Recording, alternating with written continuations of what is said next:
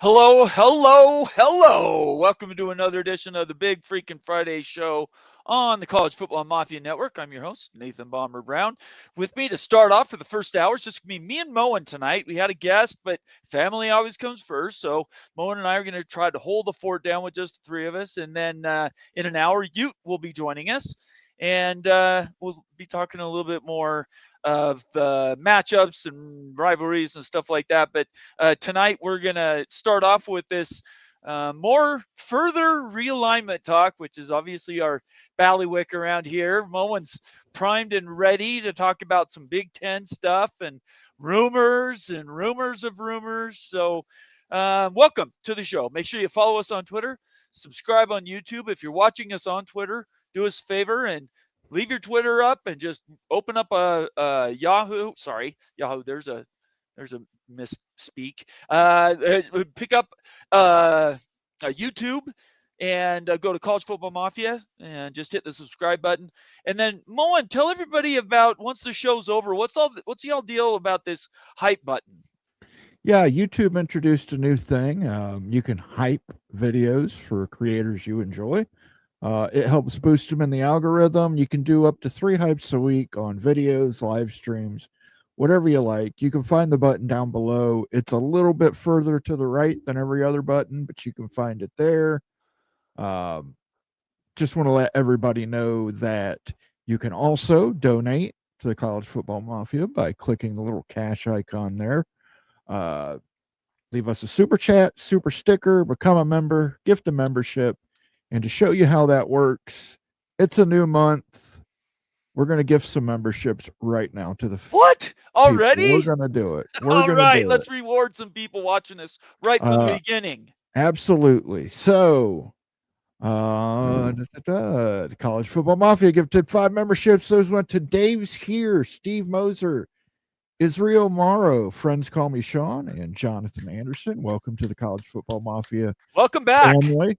You can access all our member benefits, including members-only streams, members-only videos, and all that good stuff. You also get access to all of the College Football Mafia emotes, and you can use all those in chat. So welcome to the family, guys.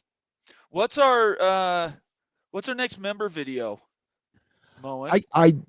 That is probably going to be a realignment video. Okay. About Big Ten realignment, where I'm going to share some stuff I heard about Big Ten realignment. Okay. Just as a reminder, we do have a stretch goal tonight. 15 $5 super chats. We can't do overtime tonight. All of us have commitments, but this is a very special show. This is going to be the Skyline Chili Show. So at about 8 o'clock, I'm going to bounce for about 5 to 10 minutes. Oh, brother. I am going to make what they call in Cincinnati a 3-way. Sounds bad already. Spaghetti topped with this entire can of Skyline chili and about half a pound of sharp cheddar cheese. The stretch, I promised I would eat some of it. Oh, my I Lord. will fulfill my promise. Nebraska, you did me wrong. It should be you eating this, but I'm going to have to eat it. Stretch goal is 15 super chats. I eat the entire 3-way. Let's go, Moen. That's awesome. So if you're just coming to the show tonight, Moen has these every once in a while. He'll take a bet with somebody, whether it's one of the viewers or one of us. Sometimes he bets against himself. But he does crazy things, and you guys are paying for that feature. So if you guys want Moen to basically go make himself sick tonight on video, I guess hit the 15. Now, unfortunately, $20 doesn't count as we're counting those as 4. Well, we're just going to count them as 1. That's what I'm saying. That's what I was trying to say. So $20 I'll count it because Ryan did that before I had the goal set up. So I get it. I just want to make sure everybody knows if everybody sees a $20 one, that doesn't count for 4, just so we're perfectly honest.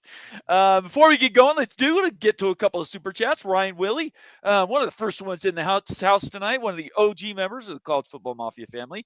$20 super chat says, Moen, you think the Bama-Wisconsin game will be a bloodbath? If Wisconsin doesn't cover, I'll gift 10 memberships. Okay, now we're on the record. If Wisconsin cover, you'll have to wear a Wisconsin shirt on your shows for a week. Deal or no deal? Here's the thing, Ryan. I do not have a Wisconsin shirt. At least not one that fits me anymore. The best part is you're not going to be able to see it anyway. What I'll do, though, if you want to do that bet, I will wear the Wisconsin hat. I do have a Wisconsin hat, beautiful faded red with a nice big Wisconsin W on the front. I would wear it for every show for a solid 7 days. Whoa, so, there we go. 7 days. So there you go, Ryan. That's the bet. I can do a hat on it because yes, I think a hat is actually better than a shirt anyway. Yeah, you're going to see the hat more. Yeah, and that's what I would say. Yeah. So I can do that, Ryan. I would do that for. Listen, brother. I mean, you guys just have terrible luck with quarterbacks. This is the 3rd year in a row. Your starter's down. He's Wisconsin and Utah. Well, I mean, yeah. I just, and it's in Alabama. It's in Tuscaloosa. I think that's going to be a bloodbath, Ryan. But God bless you. I'll make that bet. I hope to win. I hope you win, and I have to wear the Wisconsin hat. I hope Wisconsin beats Alabama, but I just don't. I don't see 10 it. memberships. We appreciate you so much, Ryan. Thank you for the $20 super chat. Then right after that, let's okay, go ahead. He did too. I was going to say I just wanted to get to both of them. The other one, another $5 super chat. He says, so Ute doesn't want to see the Kansas City Chiefs lose. Lol. I just found out tonight the Kansas City and whoever in Brazil playing an NFL game. I had no idea that was going on. So it just tells you how bad the NFL's doing at marketing right now. Yeah, he's gonna watch some of it, but he could not miss the chance for me to eat the Skyline chili. So he wants to be here for the hour when the chili is presented and prepped, and then he will go back to watching the Kansas City Chiefs. Okay. But let me give please, Ryan give him 2. Yep. His or 1, whatever you want to do. We like the Sounders. I might have to turn the volume up. I was going to say it was hard to hear it a little bit. There you go. That's better. There we go.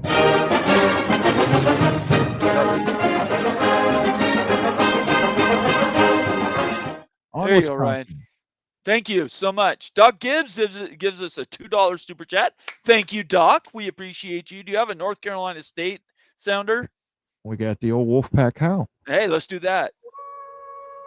I like it. I like it. And then right after that, Amazing Boo. Oh, sorry.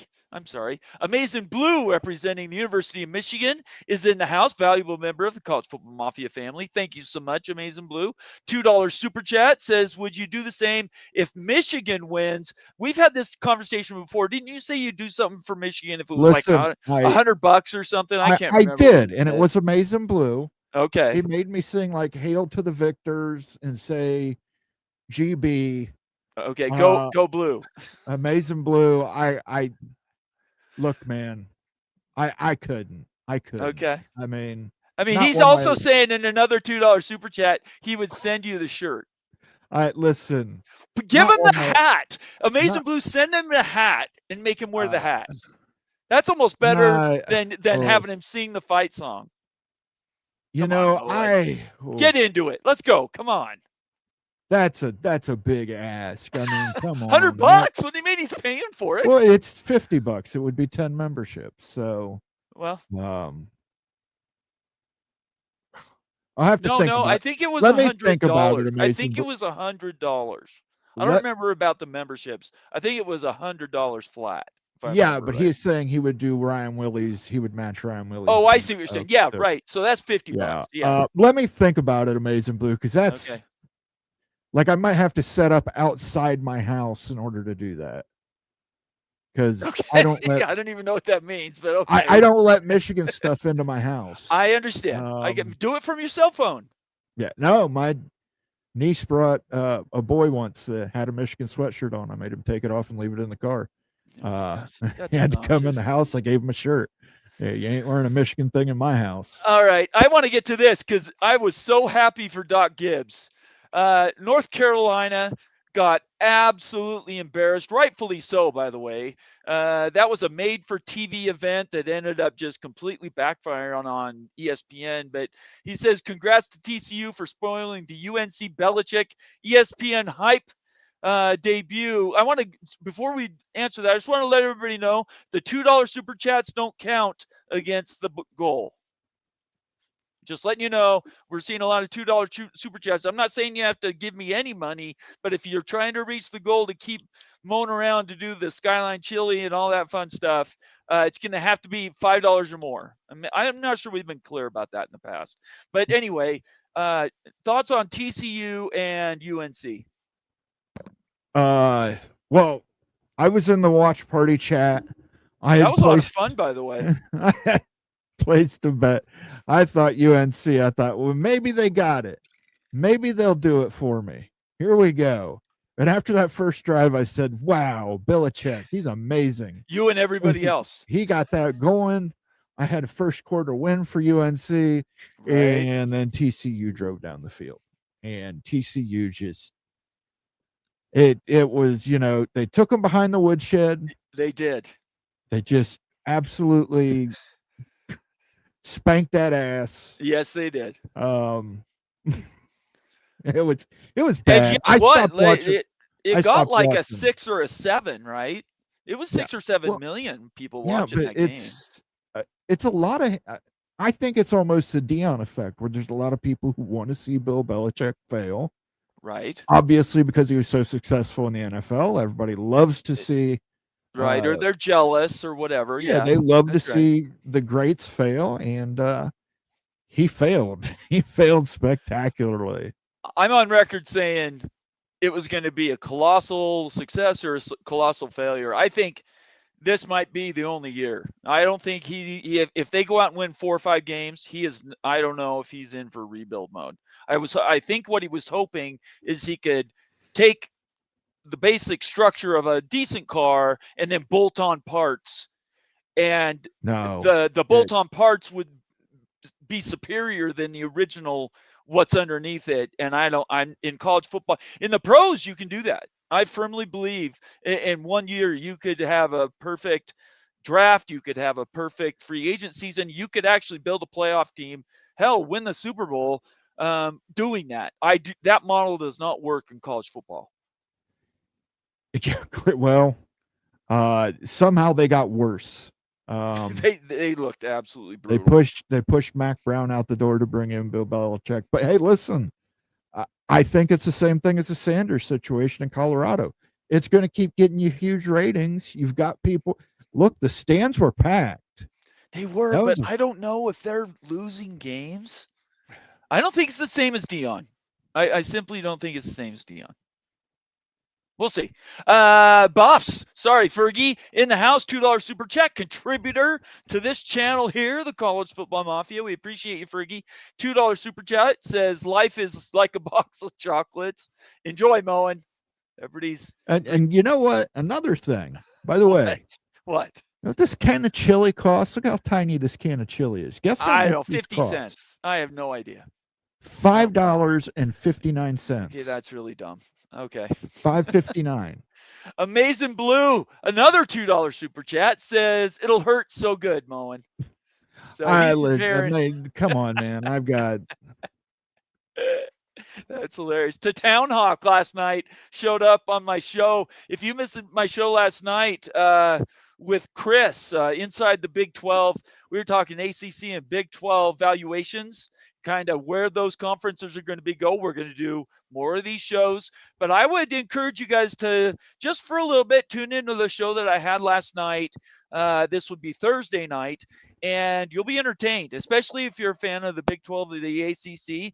If you didn't catch it live, watch it and then let me know on Twitter or reply to the video, because I think that's going to set off a lot of things. To Town Hawk, certainly when we were talking about whether KU was one that could move to the SEC or the Big Ten, he was keyed up. $5 super chat tonight says, rejoice, rejoice. Deliverance is at hand. The righteous Jayhawks will deliver justice to those evil puppy milling Tigers. By the way, Moen, 3 ways cost extra.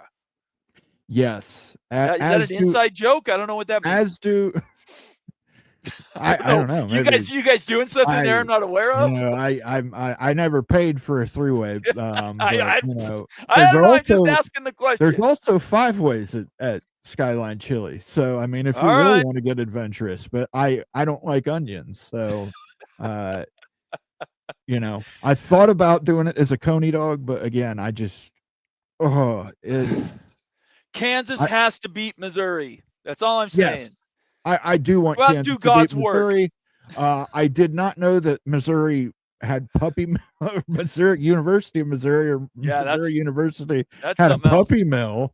They must be really desperate for NIL money. They're out there with puppy mills. Okay, let's give a little righteous Jayhawk. Yeah, go ahead, do it. Yep, I had something I wanted to grab anyway. Delay for me for about 10 seconds here. I forgot to grab an article. All right, here we go. So, and Moen and I, by the way, if you're just joining us and you're waiting for us to do our picks and stuff, we're doing that at the top of the hour. Ute's not here yet, and Moen and I just wanted to do some social stuff because during our shows during the week, certainly during our recordings, we don't get a lot of the feedback back and forth. So we really appreciate everybody being here, and that's what Moen and I are doing now. Go ahead and go with that, Moen. I'm going to pull up this article. Sure. Ricky Tungate, the Indiana Hoosier, gifted 5 to the college football Mafia membership. We got 5 new ones for the Indiana Hoosiers. Come on. I got Indiana with the points this weekend, Ricky. Please open up that offense. Yes. Was it Indiana or Illinois playing tonight? I don't know. They're both I states. No, I think Indiana plays tomorrow. But I mean, it's all right. It's not going to be a competitive game, but I mean, come on, Ricky. Let's cover the spread. Let's get Signetti whipping that ball around. I want Indiana to win, man. Just keep winning, Ricky. That's all I can say. The more you guys win, the better the shell of the CFB will continue to be exposed. Go ahead, Moen. Absolutely. And Antoine Johnson, Numbskull News, John, Woo-hoo! Christopher Mercado, and Illini Ted. I love it. You received gifted memberships to the College Football Mafia from our friend Ricky Tungate. Make sure you thank him in the chat. If you're watching on demand, you can also thank him in the comment section. For Ricky, here's a little Indiana fight song. I also want to see the mascot, Ricky. I have not seen the Bison mascot yet, so I might have to tune into the Indiana game this week to see if I can see it. Thank you so much, Ricky.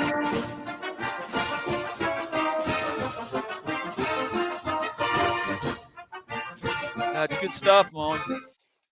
Thank you so much. If we could just get Illinois to bring out the otter. I don't even know what that means. These Big Ten inside jokes are just broken. Well, go ahead. Yeah. The Illinois used to have an Illini, which was a Native American mascot. Okay. They got rid of the mascot. They kept the name, and the students wanted a new mascot called Alma Otter. And it was going to be like a river otter? Yeah, like a river otter. Okay. What does that have to do with the Native Americans? You got to understand. I don't understand. Mustelids, the weasel family, are very big in Big Ten. You've got the Wolverines, you've got the Badgers. Did you just say mustelid? Are you making up words now? No. That's a correct term. Okay. All right. Badgers, Wolverines, Otters. I want an otter mascot in the Big Ten. The more mustelids, the better. So let's get an otter in the Big Ten. Illinois, make it happen. Come on. To Town Hawk, another $5 super chat says, pretty sure Bellichick is using a model with bolt-on parts. Didn't I just say that to Town Hawk? Didn't I literally just use those words? You got to finish it. ESPN showed her several times. We're talking about now his girlfriend, Logan. What's her name? Morgan. Jordan. That's right. Can any 72-year-old with a 24-year-old girlfriend really lose? I mean, I guess that's subjective a little bit, but whatever. I just don't think he has a tolerance for stupidity or poor performance. I think he's going to get impatient, and he's just going to look. My son can take over. I'm going to go back to my yacht. Go Black 45. Know how much I love you, brother. Good to see you. LSU, baby. LSU looked good. That's all I'm saying. Clemson, I have Clemson in my championship game. LSU played very, very well. $2 super chat saying not paying for a grown man to eat bad chili, Moen. I think I've had Skyline before. I hated it. I think what really gets people with it is they call it chili. If they called it Skyline sauce or some other name, I think people wouldn't hate it as much. But when you're used to eating real chili, it sounds so bad. It's got cinnamon in it. It's got nutmeg. It's got coriander. I like cinnamon. Cinnamon and chocolate. Sugar. It's hard got to do some that chocolate wrong. in it. Daniel Gorby, another member of the College Football Mafia family in the house. Good to see you, Daniel. Go Florida State Seminoles. I love you guys. Keep winning.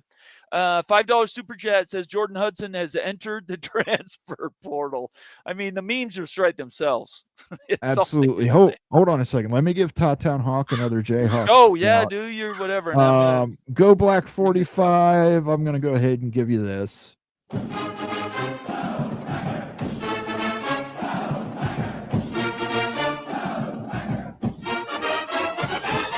Truly the kings of Death Valley. There is no argument anymore. LSU went into Clemson, beat Clemson.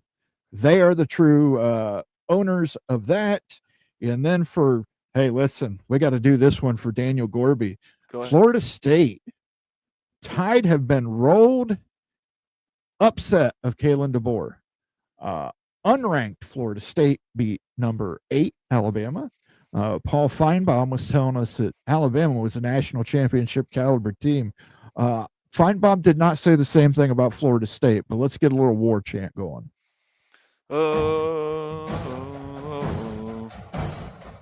That's where it's at, right there.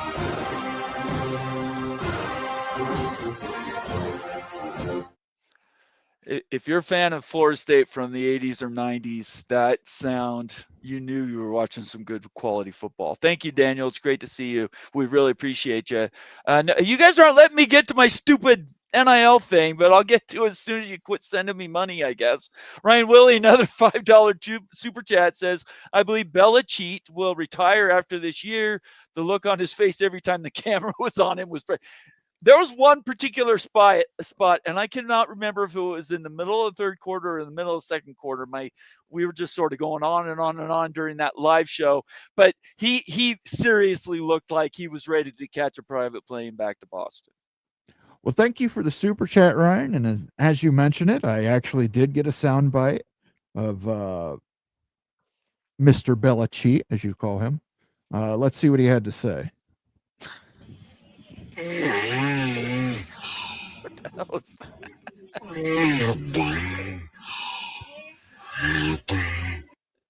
that? That's Bill with his 24-year-old girlfriend. So. Oh, okay. All right. Yeah, I don't know. That is just crazy. All right, so I'm going to get to this. Hopefully everybody can see it. The original tweet I will copy. Let me see here. Where's my thing? Nope, I'll do this way. We're talking about NIL, and Nick Saban evidently finally made it to the bus. He's decided to climb on and join something that we've been talking about for a very long time. The original tweet from On3, and you can get to both of them from the post I just put in the comment section. The original tweet, and I'm not going to drill into the detail on it, but basically it says, Nick Saban claims NIL has given the Big Ten an advantage over the SEC. I think we've been saying that for at least a year, maybe 18 months. Mike Ingersoll agrees with us and says, far from destroying college football, college sports, NIL and now revenue sharing has spread formerly consolidated talent around, giving more programs a chance at real success. The haves still have, but the have-nots are now getting two. And I would just say, Indiana, you are living this life. Simone, what do you think about these tweets and these comments, first from Saban and then Mike Ingersoll's well-respected? Listen, Alabama and Georgia, and you paid them. They were getting paid, Nick. I'm sorry. We know it. Jimbo Fisher said it. He knows where the bodies were buried. Kids at Alabama were getting paid before NIL. Kids at LSU were getting paid before NIL. Kids at Georgia were getting paid before NIL. The only difference that NIL has made is now everybody can pay their players right out in the open. And suddenly when that happened, Joel Klatt mentioned it in Columbus last week. Just like that, the Big Ten is suddenly competitive with the SEC. You've got Big 12 teams competitive with the SEC. You've got ACC squads competitive with the SEC. It's not because, it's just NIL that makes kids want to go to Ohio State and in that stuff. I mean, there's a lot of opportunities out there for kids. A lot of kids want to go to Ohio State to be coached by Brian Hartline because he's top wide receiver coach. So I thought it was a little disingenuous from Nick, but I do agree with him. It's changed sports. It's leveled the playing field. And let's go again. We'll jump then to the next thing that we have been talking around here for at least 2 years, probably 3, since we started the whole thing. This is Pete Nakos reporting on his own report. And then there's been Amanda Kristovich and everybody else in sports reporting has been covered it as well. It's just easy if Pete really does a good job of concisely declaring and explaining what's going on, which is why I've sort of deferred to his comment. I will put that in the comment section. You're welcome to look it up and give Pete Nakos his due. But yesterday it was reported, and this cracks me up. All of this cracks me up. It was reported that $79.8 million has been cleared by the CSC NIL Go. So if you don't know what that is the clearinghouse now that came from the House settlement that is supposed to be, quote unquote, controlling and moderating who gets paid third-party NIL and who doesn't. They're supposed to be the gatekeepers, all right? So that was yesterday. And then today, they sent an email. They didn't do a post. The first one was a post. The second one, they just sent an email correcting their own mistake saying, sorry, not sorry. It wasn't 79.8 has been cleared. 79.8 has been submitted, which means they're saying this total 80 million roughly has been submitted to us, and we've only cleared a small percentage of that, and they didn't provide the percentage. So the whole system is broken, and it's been broken since before House was settled this year. But Moen, what do you think about this whole thing with NIL Go and CSC? I mean, how long do we go before finally everybody just ignores their emails? Eventually, we're going to have to move to a CBA. Boy, I would love that. Yeah. I've been saying that for 2 years now since I knew about it. Yeah. And if they want to get around the state employee thing, just make them employees of a conference, collective bargaining agreement. 1099 contractors, and let's go. Yeah. And then, I mean, I don't know if it's, I think it would be best if we did that at an autonomous 4 level. I agree. Something that all autonomous 4 conferences could agree with. Yeah. Don't leave it to Deloitte, a third party ambiguous I'm going to entity. say this. You don't want to leave it to the Big Ten and SEC because they're going to be able to give more lucrative CBAs, which is going to sap more talent away from the Big 12 and the ACC. Okay, so then if that's the case, then what you're saying is you continue to leave it at Deloitte, but they still have to be the gatekeeper. At the end of the day, you can't leave it up to the conferences.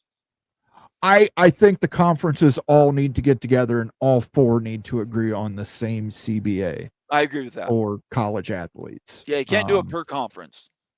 Yeah, I agree with you. That's absolutely right. I will remove that. Okay, we are a half hour into the show. Thank you for being here. This is the Big Freaking Friday show. We do news, notes, lots of social media interaction. We get back and forth with you guys. We really encourage you to send us DMs on Twitter, engage with our personas on Twitter, and also the College Football Mafia. It's what we do, and we really appreciate everybody getting engaged. We started with 1 viewer, and now we're well over 5,000. We're almost to 5,100 subs on YouTube, which is significant. I'm almost 9,000 followers on Twitter. The College Football Mafia is continuing to grow, so we really appreciate everybody being here. For these are kind of special nights. We party, we have some fun. Moen does crazy stuff that I take no responsibility for. We do review and then preview weeks 1 or whatever we're dealing with that particular week. And then we do try to engage as much as we can with the people that are viewing us. So before we get to shout outs, Moen, is there anything else you want to talk about? Well, I mean, if the chat is interested, I've heard some things regarding the Big Ten expansion candidates. This week. It can't be more than what you were going to put in the member video. Those member videos got to be gold. It's not. Okay. The member video is going to be something completely different. Okay, then don't go. have to worry about that. Then go. Listen, guys, there are a lot of candidates for Big Ten expansion. Which means absolutely. If you invite everybody, you're not inviting nobody. I think those are ridiculous statements to me. Who cares? If you're number 36 on the Big Ten list, is that something really to crow about? Here's the thing. We're going to talk politics, but don't worry, we're not going to talk Democrat, Republican, conservative, liberal. We're not talking that. We're talking the politics of the Big Ten Conference. There are 18 men who have the final say. I should say 18 men and women who have the final say on who is going to be the next member of the Big Ten Conference. Those men are who you have to get to say yes. Interesting thing, there are lots of different factions within the Big Ten. Some people have favorites.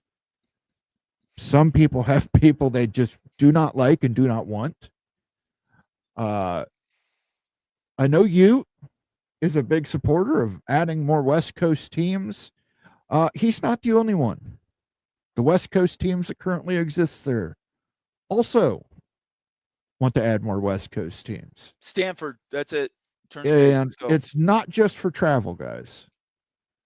There are voting blocks. And there are people in certain parts of the Big Ten that are concerned if they add more West Coast teams, they could be creating a voting block in the West that could control the entire conference. Yes. And, some of these things go back 100 years.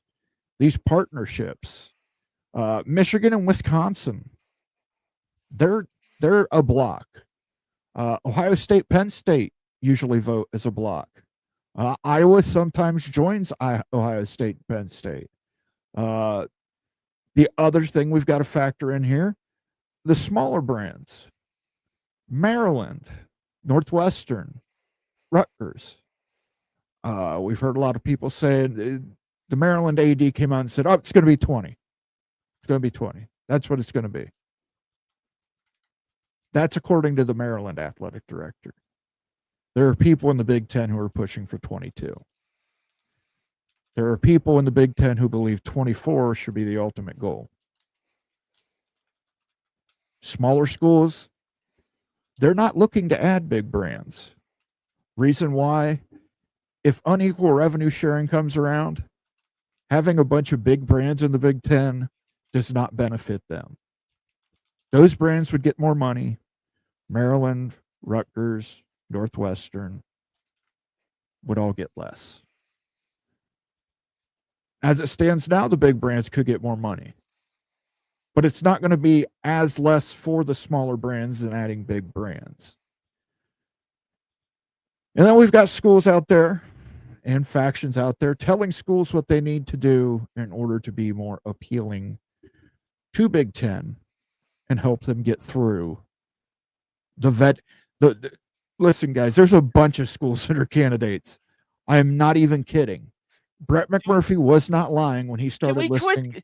But, I mean, it's like telling a kid you may get a bike for Christmas. I understand that. It's just a ridiculous idea that it just because you're mentioned in a memo that in some way, shape, or form, that it gives you an additional bonus over everybody else in the world. Okay, that's great. But you tell me, isn't it possible that the Big Ten has vetted 40 schools? Let's be perfectly honest. They're doing their legwork. They're Yeah, 40 looking, is high. but it's 40 is not very high. it's not 5 either. We're It's not talking 5 about either. many 27, 32. They're looking at all kinds of schools. We're talking closer to 12 to 14. No, I 12 to don't believe 14 that. possible candidates. That's too small to me. And you may not believe it or not, there are people who want some of these schools that might not be so desirable for football purposes. Oh wait, let me clear something up. I apologize. You're right. 12 to 14 is what you said? Yeah. That would put them at 28 to 30. Okay, I agree with you. I was thinking, or sorry, right. I don't 32. think they're going I to was talking add, about the entire conference. I was thinking right. They're start to not finish, going to add 12 to 14 teams. There you They're go. going Okay, to add now we're on the same 2. page. Now we're Yeah, on the they're same going to add 2, 4, 6, Right. somewhere in there eventually. Obviously, Notre Yeah. Dame, whenever Notre Dame wants to join, if they're at 24, Notre Dame says we're joining, they'd go to 25. Yes, right. That won't But happen. I mean, but yeah, there's a lot of West Coast schools, Arizona State, Utah, sure. Colorado. Everybody Those wants schools have all been talked about. and they have been talked to, and they submitted paperwork, and they did they all kinds of submitted stuff. paperwork, and But that does not everybody's mean you're the next phone call speed dial. That's the thing. I think it's fine to have this conversation, but let's put it in context. Let's put it in picture of the whole thing, not just talking about whether you've been talked about in an email or a memo or you've turned in paperwork. So just in case there's a fire sale, you're going to pick them up for all nickels on the dollar. Those aren't the same things. I am saying that you cannot discount any of these candidates at this point. Okay, that's fair. Listen, Utah might have a 5% chance of making the Big Ten. Very slim I don't even chance. think it's that high. But listen, USC likes Utah. That's wonderful. So I don't. No, yeah. Mo, conundrum. Sorry, let me get you. I'm not yelling. I'm just expressing he's myself. Just taking knows the what I'm opposite talking thing. about. But I'm just letting you know that there are schools that are being pitched by schools saying, hey, what about this school? We like this school. Right. This school is good for us. And then on the other hand, they're also talking to that school behind the scenes saying, hey, you guys need to do A, B, and C so we can campaign for you stronger and get you in front. No, it's politics. It's all politics. It's all backroom dealing. Right. It's I'll give you this, you give me that. We like this, we don't like them. But it's not going to be just football based for the Big Ten. If you're new to the channel, for one thing, how many times have we had this conversation, Moen? Maybe 100, right? 150. So we talk about this almost every day. We talk about this stuff, everybody. Moen, I, and Ute are all partners in this deal, and we have 100% trust each other. So we have a trust circle. So when somebody said something, it's not a personal attack, right? We're just trying to get our opinions across.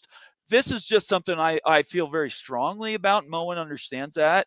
I do not. I just don't know why the world's lost its mind just because one or two particular schools made it onto an email or some sort of reporting rumor that says somebody has talked to somebody else.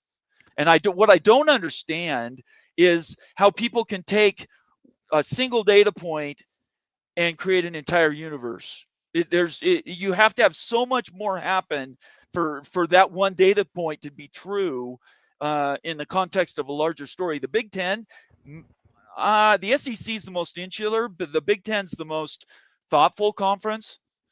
They're not going to make a decision unless, again, politics come true. So hey, everybody, look, you guys can dream, right? Your kids can want $1 million. That's great. You can say, yes, go out and earn $1 million, but that doesn't mean they're going to get $1 million. So instead of saying, hey, this one school was talked about, why not just say, okay, the Big Ten's looking at possible expansion, and these 12 to 14 schools have had that conversation with the Big Ten, and leave it at that. That's not what's happened. The narrative has, in some way, shape, or form, been absolutely how do I want to put it? Blown up for narrative purposes, in my opinion. And it's something that drives me nuts, and I can't see why people can't see through it. That's where my frustration comes in, is why can't regular people who have no dog in the hunt look at this thing and just say, oh yeah, that's okay, whatever, right? Here, Instead what you've got is everybody overreacting to something that outside of one thing doesn't really make a ton of other sense. and I think we can trace the root of this, Bomber.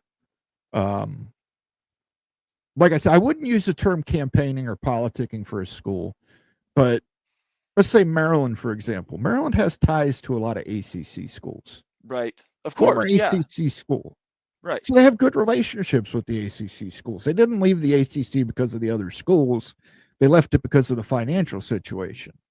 So Maryland might reach out and tell a school, hey, A, B, and C, and that's going to help you. And we're going to help push you. But A, B, and C need to happen. That gets told to the boosters. The boosters get told, hey, this school contacted us and said, A, B, C, this is what we have to do. The boosters then tell that to fans. And that is where I think we're getting to a point where the fans are going, it's automatic. Look at this. Automatic. TF Williams has it. He's pulled the thread out of the story right here. TF Williams, this could not be more perfect. Do you know what that logo is? Is that just his logo? That's just I can't remember his school. Okay. TF, you'll have to remind us what your school is. It's great to see you, by the way. It's been a minute. We appreciate you being a member of the College Football Mafia family. He's riddled it out. He says, yeah, but that doesn't make people engage with passion, Bomber. So the whole idea is essentially just to gin up engagement. Just you got nothing else to do. The season's getting ready to start. We got what else are we going to talk about? Let's drop this bomb that literally has no content, but it'll generate social media interactions. I think for the schools themselves more, they do it to generate revenue. I don't know how does this help any school that was listed on that list? Because listen, then a school can say, we talked to the Big Ten, we talked to this school that told us what to do this. Right. We need to get this upgraded. We need to do that. And then these schools suddenly start getting gifts from boosters. That's very possible. I think that's logical. I do not think, and this is just me speculating, I do not think it was a coincidence that Kansas got a $300 million gift from David Booth. Of course not. No, he's not doing that out of the kindness of his heart for certain. Yeah, there's no doubt. Right. And I don't think there's any, Florida State going out and trying to get integrated with the local hospital system. No. And develop their own Florida State hospital system. You're exactly right. Yeah. And that's going to have to be paid for, either through issuing bonds or going to the boosters. So absolutely true. I think the universities are using this as a fundraising pitch. The problem if I was a booster and that was how they're using it and it really doesn't have much else to it, I would be pissed. The thing is, again, it's not just we talk to the Big Ten. It's going to be we talk to the Big Ten and this school or that school. They really like us. They're going to put us forth as a candidate. They're going to push us. That's fair. Okay. So there's a lot of backstage backroom politics going on, but I just want people to remember it's not just about football for these guys. No. Especially these presidents. No, but it's the university first. I'm glad you said that. First, let's get to this super chat from Town Hawk. While you were giving your little rant there, everybody was paying attention, and he had a $5 super chat. He go Jayhawks! You guys got to beat Missouri. To Town Hawk. They will have to be W2. Earlier conversation we were talking about making the employee or players employees or something. He says they will have to be W2 if they are supervised 24/7. I don't think they're going to be supervised 24/7, but your point is, which if any job ever stands over their workers, it is a college football player. You cannot control or observe college students. Yeah, they're still going to be independent contractors. I'm talking about in real life. Good luck tracking down an 18-year-old freshman that goes down the street and wants to, they're 24/7. He mentions as an employee. That's a salary employee essentially. They're paid. They can be paid a contract wage, but W-2 puts them in a different reporting category. It means the schools or whoever the contracting entity is taking responsibility for their taxes, their withholding, all those fun things. That's what W-2 is. If you're not familiar with 1099. That's the reverse. You're doing that yourself. You have to do your own taxes. You have to do your own withholding and your unemployment. So, yeah, I mean, that's part of the reason why it hasn't happened already is they haven't been able to sort out 1099 or W-2. I mean, they don't even know about. They don't even want them to be employees at all. Yeah, the point of the conversation, I know it's been meandering. I want people to understand it's not just football that is going to get this accomplished. The Big Ten presidents, some of them care about football. It's not their main priority, guys. Their main priority is adding a university into their conference. This is a 100-year decision. They're not going to make a snap judgment. This school beating that school in football this week did not win any hearts and minds. So last night, I'm glad you said that, because last night, Chris and I, inside the Big 12, if you missed the show, after the show's over, watch our show last night. We had a conversation of the Big 12, I say versus the ACC. It's kind of a death struggle, but where the best brands might go, what their valuations may be, and what they're represented by. And I just lost my question. I apologize. Sorry. Yeah, and I'm not saying that's not important. That is. No, I know. Important. What was your leading thing? I was just going to ask you a question. That is important, but it's just remember, culture comes into play a lot. I remember. Can you earn your way in? Chris was under the impression that at this point, it would be very, very difficult for somebody to earn their way in. And the contrast and compare, he was comparing UNC to what KU is doing. Basketball brands, icons, both of them.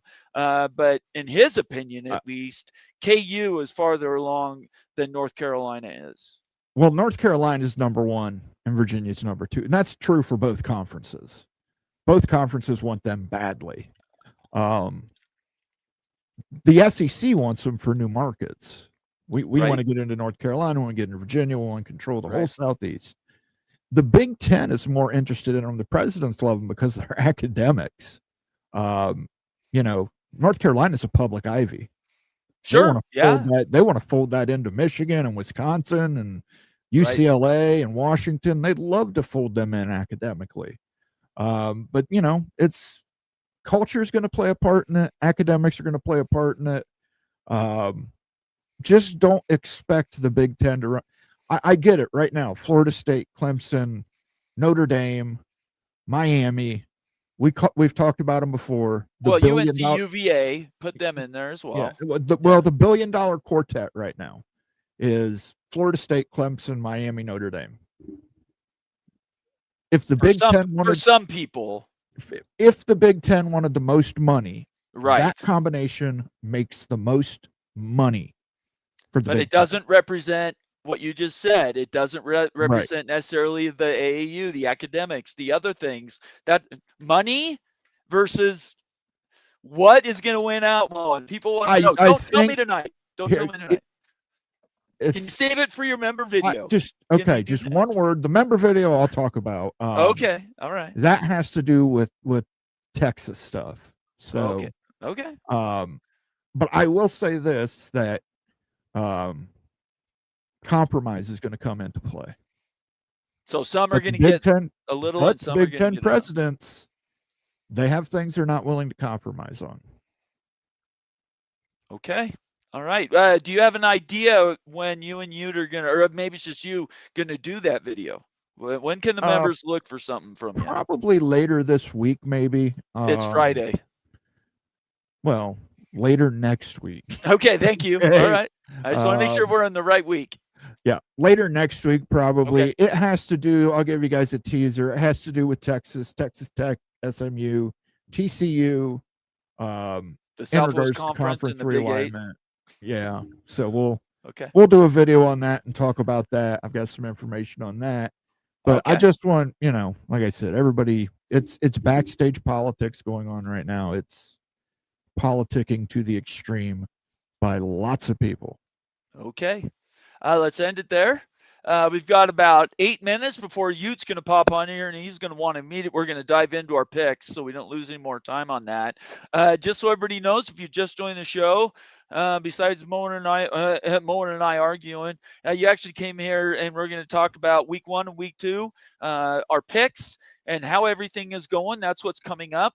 Moen has set a goal of 15 at least $5 super chat. So if you do a $20 super chat, that still only counts as one. But if you do 15 $5 or more super chats, Moen's going to do something really gross, and I'm going to let him describe that for everybody. And just so everybody knows, we're actually at 8 out of 15 There because you I'm go. counting 8. Ryan Willie's super chat before the goal. I am counting Ricky Tungate's gifted memberships. Oh, good. Yes. Those are counted. So we're more than halfway to the goal. Okay. And then when Ute gets here, we'll talk a little bit, and then I got to go fix the 3-way. So tell everybody what it is.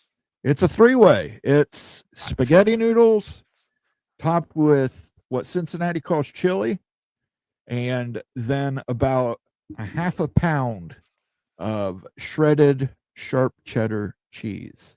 I don't think your 3-way is the same as my 3-way, Moen. Well, That's all I'm probably saying. not. I don't know what a 3-way out in Salt Lake City looks like. Yeah, I don't know. To each his own. That's all I'm saying. Everybody does their own 3-ways. So, Moen, you want to do that right now? And I get, well, you can go do it right now. Yeah, let me go I'll do that cover you. right now. Okay. So while Moen's gone, I'm going to fill gaps with you guys' comments. We are over 500 live comments. I want to thank everybody for being here tonight. Moen and Ute will be joining me in just a minute or two. Moen's doing something really bad to his body or something like that, something about a 3-way. So stick around for that. I will go backwards through our comments unless you guys want to drop in a super chat, which we're counting towards our goal tonight. If you happen to do a super chat, I always prefer those comments, and they will always be read as long as we're on the air when they come. Then we always defer to member comments. I'll give you an example. Nitwit has been a member in the past. He's not today, but Nitwit says Wisconsin grads are sharp cheddar. Good to see you, Nitwit. I actually didn't mean to grab your comment, but it's good to see you. TF Williams is a member, and you can tell because he has that little symbol next to his TF. Next to his TF Williams. That S stands for StreamYard. At least that's what I say it means. And it means you've been a member of the College Football Mafia family. We've had gifted memberships tonight, 15 of them. We will continue. Sorry, we gave away. Oh, my hell, Nathan. Oh, gosh. The last 8 days has been crazy. So, Ricky Tungate gave us 5 memberships. Thank you so much, Ricky. And I guess Moen, right? Moen gave some away. Let's see here. I think I went past it. Moen gave 10 memberships, if I remember right. So, no, he gave 5. So, we're 10 memberships tonight, and that's really cool. And we appreciate you guys. Thank you so much for all that you do. And we keep this thing going with those memberships. Member videos coming all the time. Next week, Moen's going to put one together. It's going to be Big Ten economics. Going to have something to do with, I don't know, some Texas and SMU, some big old Southwest Conference schools for some reason. So I'd encourage everybody to stick around next week, and you can watch that show. We'll certainly put it out so everybody can see it. Quickly, I will work backwards through some comments here. Florida Man says, "Go Noles." Good on you, brother. BBBMURR, you and Florida Man are both new viewers. We appreciate you being here tonight. Make sure you subscribe. Follow us on Twitter. If you're watching on X, follow the instructions at the bottom of the screen. Jump over, at least open up another window for YouTube and become a new member of the College Football Mafia family, or subscribe, or do both, actually. Subscribe and then become a new member. Give us a comment, a question, give us a thumbs up. Let us know how we're doing. Let's see here. Sean, it's good to see you. Sean is a newer member. We've had him for a couple months now. Thank you so much, Sean. If the SEC only takes Virginia, North Carolina, the ACC only burns to the ground if the Big Ten makes it happen. Just like the Pac, there's no reason for that to happen. I will say this, Sean, and I'm still on the record. In my opinion, the ACC is going to lose a bunch and reconstitute with G5 schools, similar to what the Big 12 did, but the schools they have available to them are maybe worth a third what was available to the Big 12. So it's going to be tough for the ACC at that point, but we'll have to see. I mean, I could be totally wrong, but that's kind of what it's kind of how I think it's more than 51% more than likely to go. Doug Gibbs, NC State fan in the house, saying, "Do not understand why Big Ten has to wait on SEC in order to start its Southern expansion realignment." I don't understand that either, Doc. I don't understand the timing at all. Yeah, that's a great question. The only thing I think of is any school that would be brought in today is not worth what they're going to have to pay to bring him in, even at a zero valuation. The Big Ten and the SEC do not want to pay premium for schools they can get for a third or a 10% share. Why would you? So that's the only reason I can think. I'm not in the room, so I can't tell. The Walking Geek, welcome to the channel, man. Make sure you subscribe. I'm inviting everybody to engage with me on Twitter. My tweets are open. DMs were open. Send me a message and engage. I'm happy to have conversations. Everybody that's a member in the comment section right now can attest how much we try to engage with our viewers who happen to be the smartest watching on YouTube, just in case there's a question. The Big Ten doesn't use horse and buggies anymore, Sean. That's funny.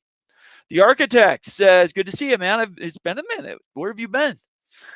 Joining the Big Ten is a university-wide strategy. It unlocks the Big Ten Academic Alliance for shared courses, libraries, research collaboration, and purchasing power alongside AAU caliber peers. Yes, everybody wants that. Whether they're on this 12 to 14 team short list or not, everybody wants that. So, yeah, I don't know. We'll have to see where that goes.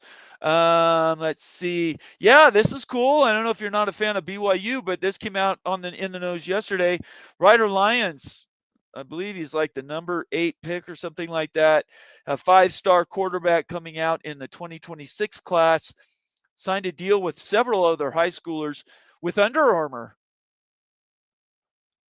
And he's going to make money. He's going on Church of Jesus Christ of Latter-day Saints mission for 1 year. It's a service mission. He's going to be gone, and he's not lifting weights. He's not working out unless he does it on his 1 day a week that they're given sort of for their own time. So he's going to come back. He's not going to necessarily be the sharpest guy when he gets he's going to go through spring camp and whatnot, but Under Armour's paying him, I'm going to guess it's probably a 6-figure deal. And his social media presence is elite. Look him up. You can find him on Instagram. You can find him on Twitter. Ryder Lyons. He's going to be going to BYU. 5-star quarterback. Look over BYU at your own deficit. Go Black 45. I'm sorry, Bomber. That guy's kind of full of it. He doesn't get why SEC wants UNC. He just loudmouth casual behind X. Hey, Go Black, man. You know I'm here for you. LSU, baby. That's a game I want to make. Well, that's one of those trips. If I could make a trip of a lifetime, it would be to go to LSU. That would be certainly a destination game. That just makes me sick. I was going to go eat dinner after this too, Moen. Vox Kindara, I wanted to get to a comment earlier. I missed it. He said he was leaving. Vox, you told us you were leaving. You were going to dinner or something and coming back and watching later. Moen, explain to everybody if Vox did leave and came back and watched us on recording. In other words, we're done and they're watching us. What does the hype button do? The hype button, it actually, if you go down, look a little lower, it's like a like button, but it hypes us. It allows smaller creators like ourselves to get more exposure. You can do up to 3 hypes a week on any video or live stream. You can do 3 in a row if you want to. That's something anybody on YouTube can do. As long as you're signed into YouTube, you can hype. We ask you to like, sub, and hype now. We were adding more instructions to it. And I'm not looking forward to eating this Skyline 3-way. Why don't you tell everybody what you're doing there with the food in case they just joined us? It is now it is now 7 o'clock, 8 o'clock. I lost a bet with Wild U. I thought Nebraska would cover against Cincinnati. So F you, Nebraska. You managed to win the game, but you can't cover. I don't know, this kid they have there, he's a 5-star. He bounced around to 14 different schools. Look at this. That is spaghetti noodles, a can of Skyline chili, and I heated it up. It's like nuclear hot right now. So might take a minute to let that cool. And I want to make sure Youth's not here yet, so you can't I want to make sure that you is here to see it. That is a Skyline 3-way, guys. This is considered cuisine in Cincinnati, Ohio. Oh my hell. Stormy Cyclones, join the chat. Good to see you, Stormy. ISU has a job this weekend. Iowa State Cyclones have a job this weekend. They have got to put Iowa away. I'm asking, I'm begging you, brother. We need it bad. And I voted for you. You're in the top 25. This is a game you have to win. Don't you think, Moen? For Iowa State, it's huge. This is a Cyhawk trophy. This is a year-long situation. You want to have the pride of having the Cyhawk for a year. Especially for Iowa State, you're outnumbered by Iowa fans in Iowa. You want to be able to wear those Iowa State Cyclone shirts around and remind Iowa that you're better than them. And we'll talk about it in the picks a little more. All right. His comment is, tomorrow is a big day for the Big 12, no doubt. Kansas, ISU, Arizona State, Oklahoma State, and I would add BYU to that list. They're playing Stanford's coming to Provo. We need to win these, and I say we need to win these autonomous games. Any games that's not a Big 12 interconference, we have to win the national games. It's like zero tolerance. You lose one, the loss looks way worse than the win. TCU kind of bailed us out. It wasn't looking good Saturday night. Made it through the weekend. TCU putting UNC the way they did, it kind of made things better for the Big 12 over the weekend. But yeah, these games are really important, Moen. Yeah, let's go ahead and play a little Iowa State fight. Go for it, yeah.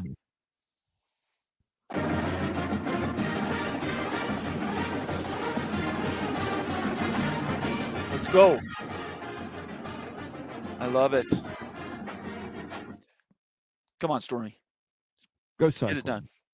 All right, let's see here. I thought there was another comment, but there's not. So I'm letting everybody know where you do have a target to eat Skyline chili. Moen's going to eat some sort of meal there, but we have to get to 15, what's our number now, Moen? It says 7, but we're really at 10. It's at 9. It's at 9. So $5 super chat counts towards this goal.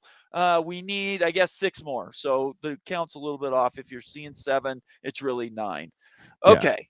Here's one. Daniel Gygax says Skyline chili is the reason the Bengals won't win a Super Bowl. Oh, brother. Sorry, Daniel, you're wrong. Sorry, Gold Star Chili is the official chili chain of the Cincinnati Bengals.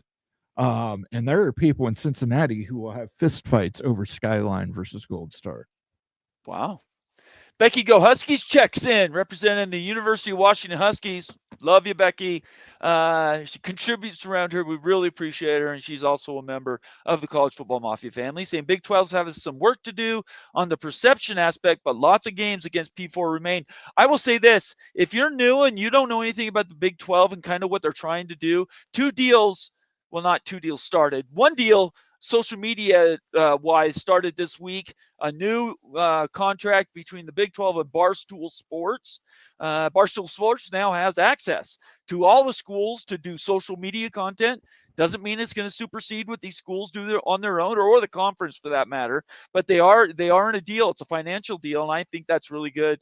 David Portnoy is going to make that good, in my opinion. And then the second thing, before you get to the Skyline chili, second thing is the Big 12 is now on HBO, TNT Sports, True TV, and the quality of their broadcasts is elite. It's as good as you're going to get in any of the others, if not better. And they have some showcases. The BYU versus Stanford game, for instance, this weekend, it's going to be on this Big 12 channel that is with HBO Max. Just turn on HBO, turn on your regular broadcast, go to TNT Sports, and you're going to see the difference from, and I'm just going to compare and contrast with ESPN Plus. There's no comparison. Big 12 is actually putting people in stadiums. ESPN Plus is still doing remote broadcasting for games they just simply don't want to pay production value for. So it's a big, big deal for the Big 12. So it might be true that the Big 12's perception is near the bottom, but I'm going to tell you right now, we're not just sitting around. Okay, go ahead with this Dayton Skyline. I haven't seen this gentleman before. BBB No, I haven't either. Thanks for joining us, BBB Murr. If you could, give us a like, a subscribe. That would be awesome. Use your hype on us. Hype. He is from Dayton. He says Skyline all day. He is one of the Skyline Chili fans. Go ahead, Mo. Give me the chili. It's time to pay the piper. I want to see you eat that chili. That Skyline chili that we bet against. Remember? Oh, my goodness gracious, Moen. Is that really? Oh, that's what it looks like? This is what they call a three-way. This is tell them what it is. Spaghetti noodles topped with Skyline chili and a half pound of sharp cheddar cheese. Holy cow. Hey, show that one more time. If you wouldn't mind. That looks really good, Mom. If it was chili and cheese, I'm okay with the two-way. You add in the spaghetti and you lose me. Well, listen, my brain cannot process. You can do a five-way. A five-way is chili plus onions plus beans. You get the beans separate, and then they put half a pound of shredded cheddar on it. So, Mo, and how are you going to do this? You're going to eat it one bite at a time? Or are you going to eat it while we get to some comments? Or do we want to zoom in on picks? We've been preparing picks, and let's review last I'm week. going to take a bite. I'm going to take a bite. I'm going to agree to it. I'm taking a bite. In order to eat the entire three-way, though, we've got a stretch goal. So, yeah, that's going to hurt your belly. All right, we've been sitting on this. You get started. Sorry, Mo, and you get started. The deal was if we reach our goal, which is 15, we're currently at 9, that Moen would eat the whole thing. So let's see if we can make Moen. Oh, our community wouldn't do that to Moen. No, our community would not do that to Moen. Don't you worry, Moen. They're not going to do that to you. $5 super chats or more. $5. They can't be $2. Okay. Let's just jump right into it. Week 1, week 2. We are in week 1. The totals are the totals because we only have 1 week to go on. Everybody pretty average. Rock was 1 game over, but look at what Daniel Gygax was doing. 7-3. What do we think about that? That's pretty good. Yeah. Who was he betting on? Daniel was on fire last week. I knew that Daniel shrugged off my Utes, so one of those 3 is my Utes right there. A big fat U, baby. Gygax. Anyway, so we're all getting off to a start. I thought I was going to be 6-4. There was 1 game that kind of spoiled me. But we're going to jump now into our picks for this week. And let's see. Big freaking picks. I just want to make sure I got the slides right, Moen. Do I have these right? 10 games. Is that right? 1, 2, 3, 4, 5. Oh, my. And we're just going to start at the top. So Iowa State is at plus 2.5. Sorry, Iowa plus 2.5. Right. At Iowa State. At Iowa State. And everybody took Iowa State except for Becky and Pickles. Can somebody defend Iowa? No. Okay. The Fighting Herkies. Guys, if you're an Iowa fan, I've got really bad news for you. This is going to be a blowout game. Iowa State is going to thump Iowa so bad in this football game. It's going to be embarrassing. And the Big 12 will stomp the Big 10 yet again, just like what happened on Saturday night with the UCLA Mighty Bruins. Iowa State's going to deliver a knockout here of Iowa. It's at Iowa State. The juice is there, the momentum, the mojo, whatever you want to call it. They are going to totally dominate. Rocco Beck's going to throw for 1 billion yards, and I love it. Iowa State, baby, take the over. Moen, he's eating. I'm going to move along. Moen's eating. Not a lot to talk about with that game. Go ahead, Moen, if you want to say something really quick. That is nasty shit. Okay. That is the Moving- cinnamon in that is so overpowering. Well, I mean, I've had like 3 or 4 drinks after eating this. Okay, well, let's be very clear. You have to. Me and you are leaving in 50 minutes, so you can't Right. get so sick. You have to leave. Right. Well, Okay. All right. I'm just saying. I'm just trying to fulfill my part of the bet. And you have been. You're a great. All of us are. We've had to make up bets. ASU at Mississippi State, and they're giving 6.5. I think we skipped a slide. we You're going to go skipped. back one When slide. you go Oh, back, what there had we it go. moved? Sorry. Okay. Yeah. Illinois is at -2.5 at Duke. Everybody took the Illini. Anything to talk about there? I don't like either of these teams. I think they're both. I think Illinois might be the most overrated team in the nation. I would love to play those guys and stomp their face. Like, seriously, this team is like, this is the Indiana team of last year. They're so overrated. Cannot wait for them to get exposed. But it's not going to be this game because Duke is not that good either. This is like the overblown matchup of the week right here. I can't wait for Illinois to get exposed. I'm sick of seeing the Illini thing everywhere. Sick of hearing about Illinois. I'm sick of hearing about it. So no more of this. They're going to win this week, but they will lose games this year. Moen. Illinois is going to absolutely roll Duke. Okay. This is my lock of the week. Lock of the week. I got Lock money of the on week. Illini.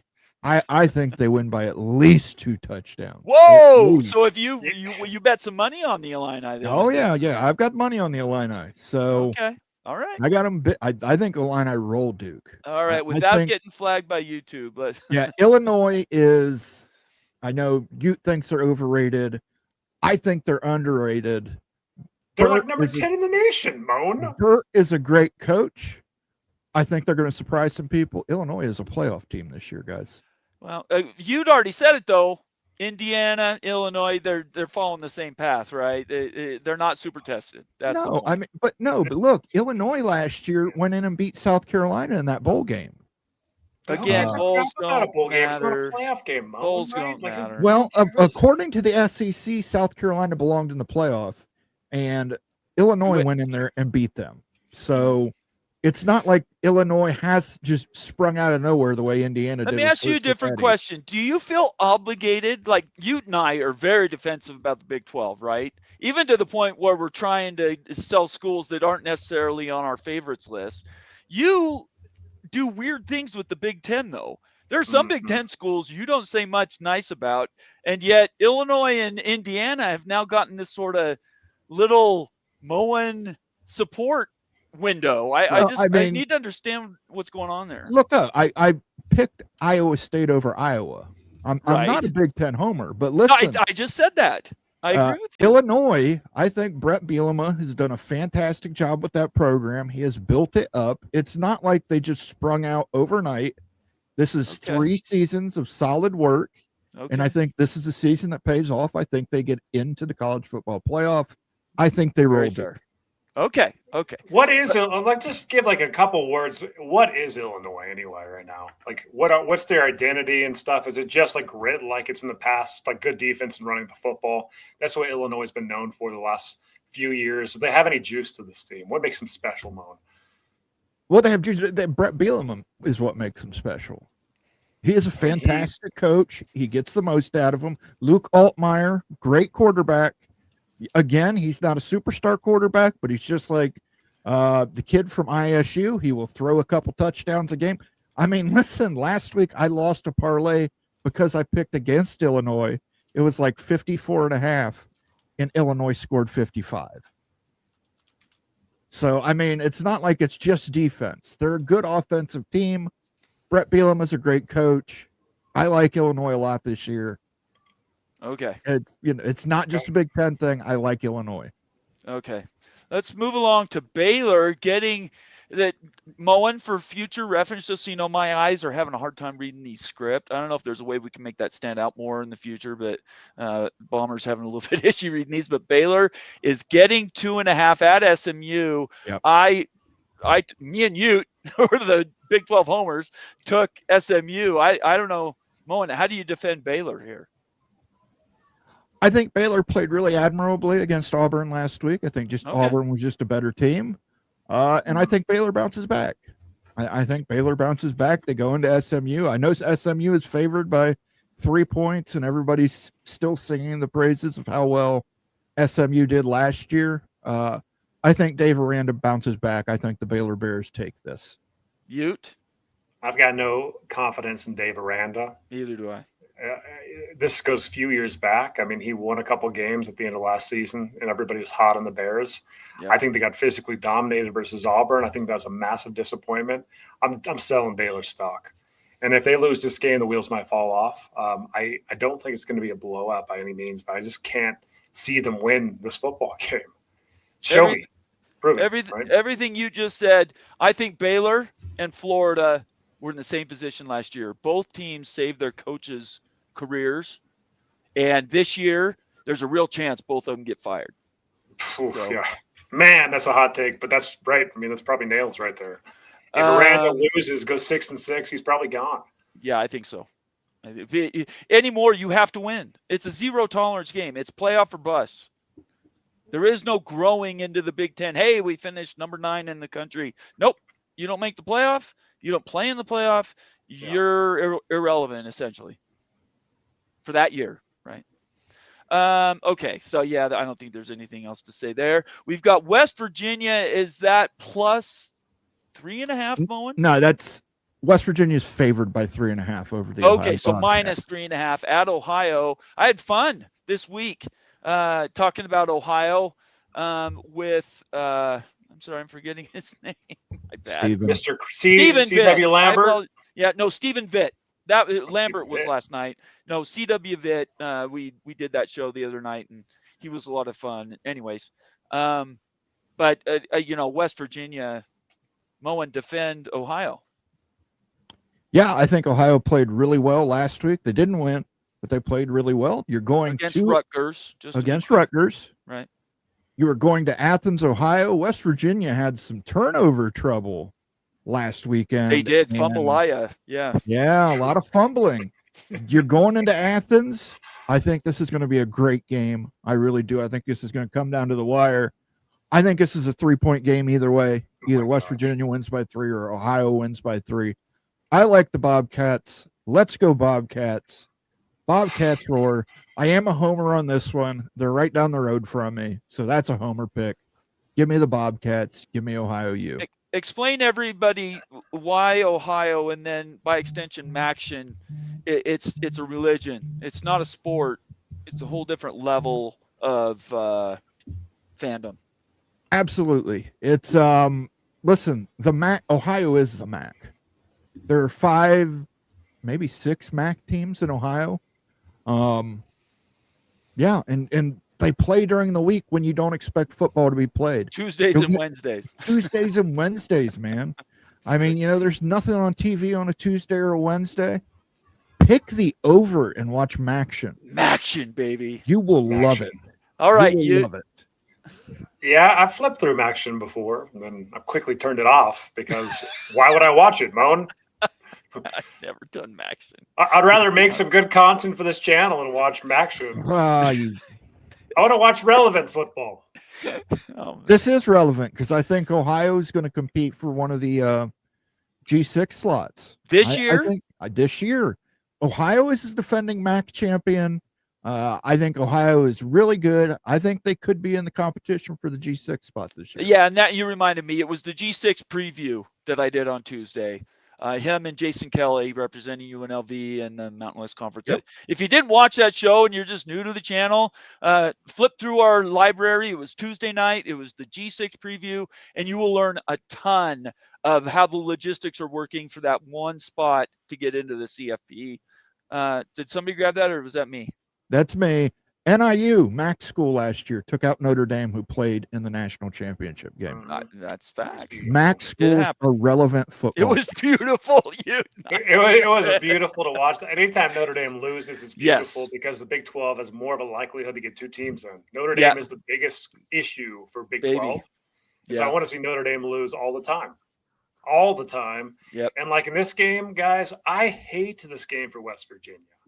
I had to pick West Virginia, but it was kind of like a homer pick because I really want to see them win so bad. This smells like upset all the freaking way. Why is West Virginia playing at Ohio? Why is Utah playing at Wyoming next week? Why is BYU playing at East Carolina? This makes zero sense. This needs to be stopped. These games right here, you can lose these games real easily and blow your season. Nope, there's no purpose to them. Don't play at away stadiums, guys, versus non-P4 opponents. It makes no sense at all. West Virginia, I hope you don't have to pay for it this time. The ECU game scares me to death, and I think Wyoming, both you and I know you don't go to Wyoming just on a whim. They punch you in the face up there, man. They throw raw. We don't want to get the same stuff. The stories in the back east. That's exactly what Wyoming is out here. There's no doubt about it. Okay, so let's get off West Virginia for a minute, and let's jump to Oklahoma State getting 28.5 points. Playing against the Oregon Ducks. Let's see. Moen doesn't think they cover, and Becky doesn't think they cover. They happen to be two Big Ten people. I personally, I'm going to sell on Oklahoma State right now. I think Oklahoma State has a sneaky chance to go 6-6, 7-5, and they want to say, Mike Gundy's finally cashing checks. He's finally using NIL, and I think they cover this. I don't think they win by any stretch of the imagination, but I think they do cover the 28.5. What do you think, you? I have no idea who Oklahoma State is. Most people think that they're nothing and like they're going to get blown out. This 28.5 point line is one of the most disrespectful lines I've ever seen in my life. I cannot believe 28.5 points. This is the Oklahoma State Cowboys. Like, this isn't an FCS school. You cannot lose by 28 points to the Oregon Ducks up in Austin. Just no way. You cannot do it. I think that Oregon wins. It's going to be less, maybe a 10 to 17 point victory. But like this Oklahoma State team, I sure hope they can rebound. If they pulled an upset, it would be epic. The biggest win in this new Big 12 history. I would love to see it. It's a massive football game for perception and everything. 28.5 line is a joke. I've never seen a line that big amongst P4 schools, guys. Can you remember that? A 28.5 point line. It's a lot. I don't recall, but I'm not one with the betting lines. Moen may remember. I'm sure Wake Forest or Vanderbilt or Northwestern had lines similar to this when they were playing. UCLA probably at some point. UCLA definitely. But yeah, listen, I would love to see Oklahoma State go into Autzen and win. Right. I just don't think it's a possibility. Right. The other thing I think they have going for them is Dan Lanning is going out of his way to punish people this year. I think if it's a fourth quarter and they're up 24, he'll push it to go for a touchdown. Can I ask you a question? Let me ask you a question really quick. Doesn't it serve Oregon to not win the Big Ten? It depends on what you feel about buys. Well, last year they absolutely got worked by Ohio State. If I was Dan Lanning, I'd want to lose a game, but make to the CFP, have a home game. One, have a home game, and two, get on a steamroll to the championship. Yeah, Dan Lanning has to be a strategy there. Yeah, Dan Lanning came out this week. Him and Mike Gundy kind of snapped back and forth at each other. That was nonsense. About paying for players. I think Dan Lanning's going to show him where all that money went to, and he is going to absolutely unleash everything he can on Oklahoma State. He's going to try and make a point. I've got Oregon covering, guys. I think Oregon could win this by 34, 35 points. Okay.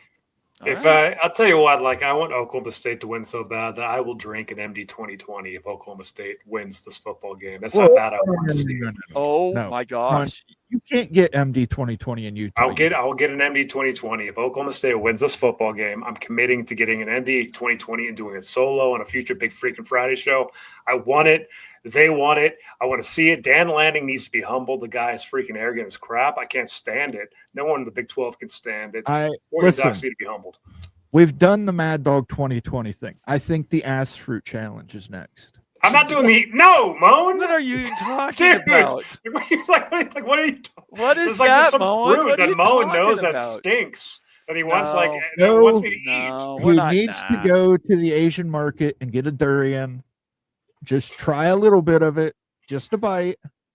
Just tell us what it tastes like. It's supposed I to wouldn't be do it, delicious. I wouldn't do it. I wouldn't do it, you. You know what? Like our Oklahoma State community, MBM and stuff. You tell what you want. They gotta if Oklahoma win, State man. wins this football game, you get what you want. I will deliver it to you because I want to see it so bad. I want to reward you. You know what? It. Let's let the audience decide. We're gonna do a poll. If Okay, do a Oklahoma poll. State wins. Yeah, and then you have to have some options in there, right? Oh yeah. Okay, you put We're not that doing together. that nasty fruit, Moan. No, not that fruit. Man. Let's move along while Moen's doing that background work. Let's get to our next picks. We got to be done with these picks in a half hour. Let's see here. We have Kansas. Are they giving or getting 6.5? They're getting Mizzou? 6.5. They're getting 6.5. Getting So Mizzou's favorite. you took Missouri. Defend Missouri tonight. You know, I'm still a little wounded from like the last couple big freaking Friday shows because the KU fans have really, really put it to me. And so like it's been hard to kind of recover from that. And I've got a little shades of Mizzou kind of just zooming around the head and everything. So I just have a feeling Mizzou's going to win by a touchdown. So just half point. Like it's a close game. Mizzou's going to pull it out by 7 and beat spread. So it is at home, right? It's at home. So yep. Who has more to prove in this game, Missouri or Kansas? I would argue Kansas has more to prove, and they'll try to do everything they can to score points to win this game. This game's going to be very revealing who is Kansas right now. I mean, right. KU fans are feeling pretty dissed because they're not getting too many votes in the polls and everything. Not at all. Right? Yeah. They had a great week 1 performance versus Fresno. This is a big prove-it game. You beat Missouri. You have a really good shot at getting ranked. Hopefully you would be ranked, I would imagine, top 25. So, hey, if KU gets this, it would be a really good win for the Big 12. Would love to see it. I just don't see it happening. Very fair. I like that. Anything you want to add to that, Moen? Kansas is going to go in there and shock Missouri. Is it a shock, though? I think it is a shock. I don't think it's a shock. 7 points I think is it is not a shock because I've got Kansas on the money line. I've got Kansas to win this game. I know, but a shock is like 21, 22 points. It's not 6.5, 7. I think a Big 12 team going to an SEC team, and this is a good SEC team. Missouri's a good SEC team. It's not like they're going to play Mississippi State or Vanderbilt. They're playing Missouri. Heated rivalry. Yeah. I think things are going to get chippy.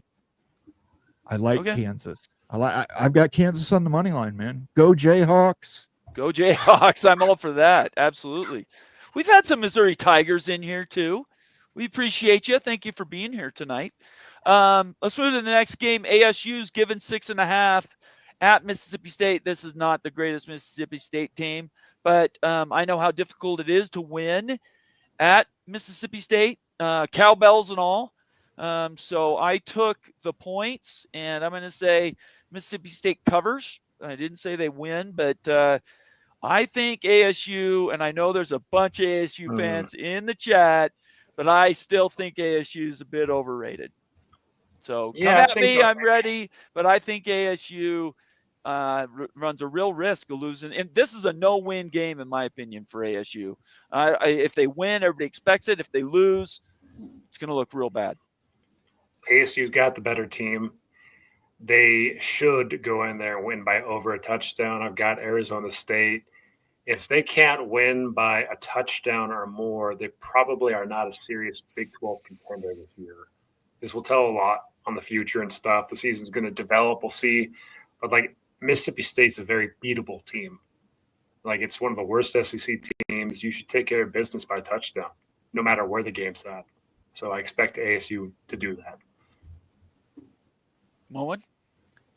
Yeah, I really like ASU here. I think ASU is legit. I picked them to win the Big 12. But you're right. If they can't go beat Mississippi State, which nothing against Mississippi State, but they can't get the talent that the rest of the SEC squads get. I like ASU. Very good. At least we can express there's defined lines between these teams. that are identifiable. It's not a gray game. Okay, next one is Florida hosting USF. USF put the wood to Boise State.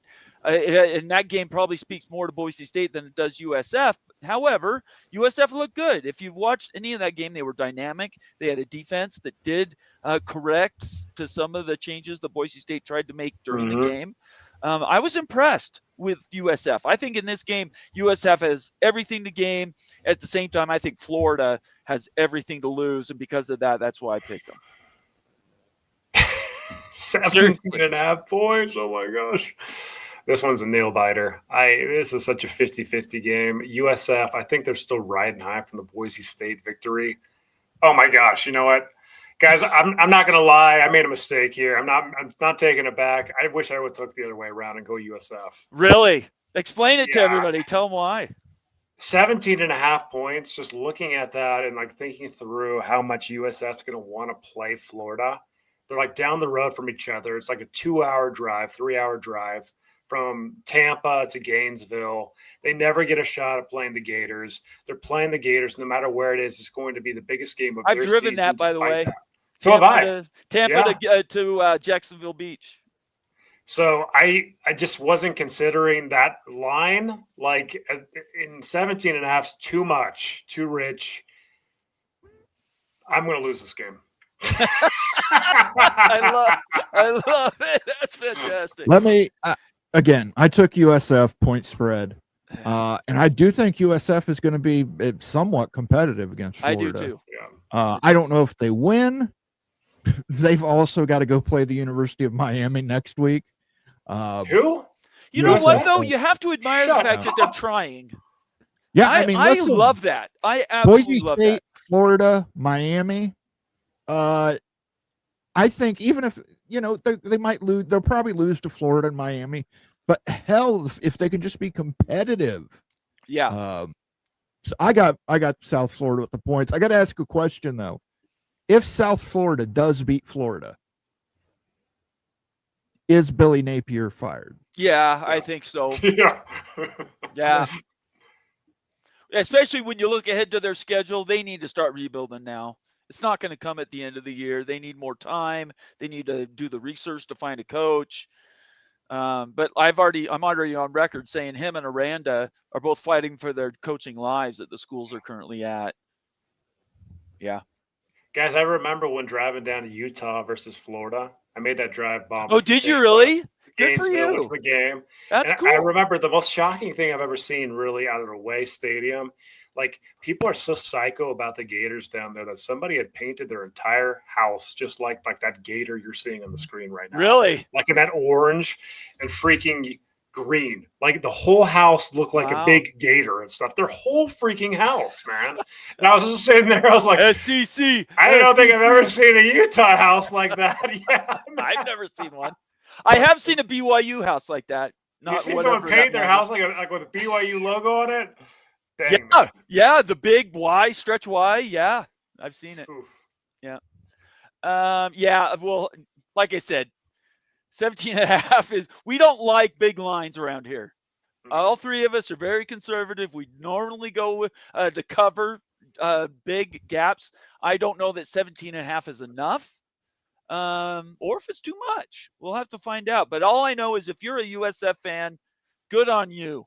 You guys are doing everything you can, and that's all that you can do. You can only control what's in front of you. All right, Michigan, let's see, plus 5.5 at Oklahoma. I think Mateer has a chance to win the Heisman if Oklahoma's good. So that's why I took Oklahoma. How about you?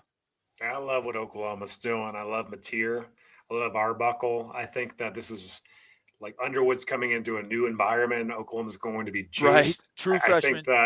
I think that Oklahoma wins this game handedly. Yeah. Yeah. Okay, Moen, defend Michigan because I don't see it. Yeah, I can't believe I'm in the position I'm defending Michigan. But listen, Mateer, I don't think he's faced a defense like the University of Michigan. He played at Washington State now. Be careful. Well, yeah, okay. My point exactly. He hasn't I played. don't know. I think he played well last year. He hasn't played against a defense like the University of Michigan. I think Bryce Underwood, young, but he showed flashes last week.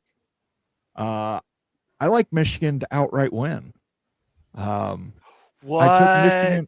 I took Michigan on the money line. I'm an Ohio State guy. It's not a homer thing. What is the total points It's a on big that game? Right. Moen, what's the total? What's the over under on points for that game? I don't know. I would have to Like, look it is up it on like FanDuel. 42 or something? Is it a low scoring game, or where does Vegas have it? Let me check. I got to log into FanDuel. I bet it's about 46, 48. I was thinking between 42 and 48, but yeah. Look, if Michigan wins, it's a low scoring game. Let's just say that. If you're betting the money line, you should take the under. That's where your money should flow. Because I tell you this, having been to Oklahoma, you go down one touchdown, and that Sooner train just will run you over. It will absolutely run you over and over and over again. They start playing on skates, and now, and you said it, true freshman quarterback. Yeah, that's the difference. It's like he's never been in an environment like this. It's going to be jacked. Oklahoma fans are jacked. They're back in the rankings. The Arbuckle, here. They've got some momentum. We'll see how it goes in the SEC schedule, but this is a massive game for Oklahoma. Michigan, whenever the Wolverines come into town, huge game. I just don't see them losing this one. I think Oklahoma is going to challenge for the SEC this year. Whoa, really? I do. Ooh. Yep. Yeah, I think their coach is a defensive coach, and now they have an offense with a quarterback that could win the Heisman. Yeah, I think so. Man, that's a hot take, but it's a good one. Yeah, I think. Where are we at, Moen? Total points on that game is 44.5. See, look at that. We had that about nailed. At least you worked for Vegas. I would 44, so that's 24-20. Well, you need one more point. Or no, you're right. 24-20. 24-20. I don't bet, but man, I just don't bet that, man. Don't do it. I would take the over, Moen. Take the over. Talking about the coaches on the hot seat, I think Brent Venables is fiery hot. Maybe. If he wins 4 games. Yeah, if he wins this game, though, it's different. Yeah. Yeah, but I don't think he can get through the SEC with a 6-6 or a 7-5 record without getting fired. Yeah, I don't know if that's true or not. I'm not sure how I feel about that, but I appreciate the take. I think there's value there. I just, we will see. Let's talk next week. We'll see who wins this game, and then we'll talk how it looks. All right, the last game, and this was sort of a foregone conclusion. That's a typo. I think it's up to 20.5, Moen. Oh, what? Really? Not that we were picking. Is it 20.5 now? It was started at 18.5 and it jumped to 20.5 this morning. I haven't seen the line in the last hour. Well, that makes more sense. But listen, if it was 40.5, BYU's going to cover. BYU. Take the over. BYU's here this is their only statement game. They're playing the ACC. They don't really have a tough out of conference. You'd already expressed that. Playing Eastern Carolina is not going to do it for your resume. This is where they have to make friends and influence people. And I really think the defense, it's not about the offense, it's about the defense and the special teams. They're going to put it to the Cardinal. BYU has some of the best linebacker play in the nation. That defense is nasty. It's no joke. It's going to be low scoring all season. BYU is going to have to win in kind of low scoring, punch it out matchups, I think, a lot this year in like big time football games. But how's Stanford going to score the football? I just can't see their quarterback? Points, man. I don't know. I can't see how they're going to score 10 points. I can't tell you that. They might get a touchdown in throwaway time. That's what I see. They might kick a field goal with 6.5 minutes left in the fourth quarter for their special teams. Anyway, it doesn't matter. Go ahead, Moen. What's your opinion? Sell everybody on Stanford tonight. Stanford might be up and going in for a 2-score lead, running the ball down their throat and getting run success, and then just choose to throw the ball and throw an interception, which they did against Hawaii and screwed me out of $600. $600. What? $600? I had a 5-leg parlay. Oh my That was the gosh. game that busted me, and they were winning. They were driving against Hawaii. All they had to do was just keep running the ball. They don't went up. I was watching the end of that game. Yeah. I don't went up. Nope. Stanford says, you know what? It's first down. They can't stop our run. Let's roll our quarterback out there. Throw the ball. Yeah. And then the defensive end literally rolls with him, and the quarterback throws it to him anyway. Right in his hands, and he runs it back, pick six. Yeah. To a D end. I don't think he got. Did he get a pick six? I don't think he get a pick six out. I think he scored. Yeah, it was on it. It was. Yeah, I think so. Regardless, for somebody a school that praises themselves on being the smartest guys in the room, literally, what kind of dumbass does that? And costs me $600. Stanford, you made an enemy for life. I'm sure they were doing that just to make you mad, Mo, and I'm sure that's why he did that. They were winning. I mean, they literally were winning. Hawaii wasn't doing anything. It was the fourth quarter. Yeah. Interception. Hawaii scores twice. And then they don't use their timeouts. No. They don't use their timeout. He's got 3 timeouts. He lets Hawaii drive down the field, get in field goal range, and then he goes, okay, now I'll try and freeze them out. You should have been using timeouts. Hawaii had a quarterback on one leg, Moen. They had a quarterback on one leg, and they still beat Stanford. Yeah. Stanford is off. I know Rock. Rock is saying Wake is worse than Stanford. I think Stanford's the worst team in the Power 4. Man, the ACC is some really bad teams. Like speaking of like Hawaii, Arizona Wildcats.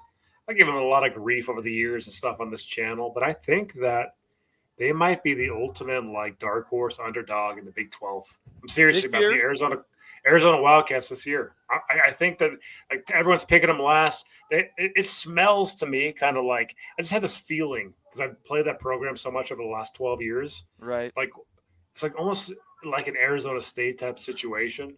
Like nobody's counting you in at all. You're picked almost last.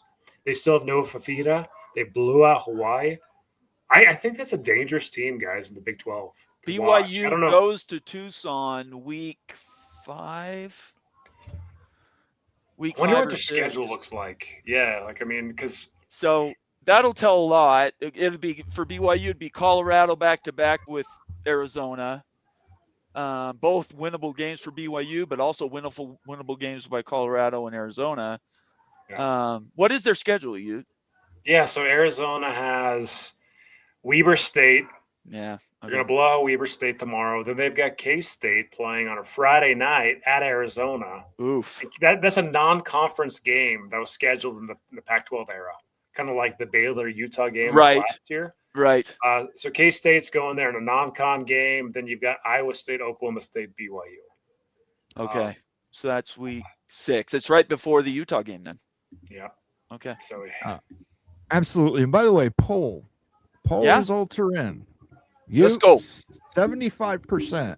75% of our audience. 3/4 of our audience. We've got close to 200 people watching us. 3/4 of our audience. Yeah. They want the ash fruit. They want the ash. Stop it, Moan. They want ash fruit. I can't. You did that to yourself, Philip. I didn't. I told you not to put that thing, man. I know, but listen, I've called some places in Salt Lake City. There are a couple places that carry durians in stock.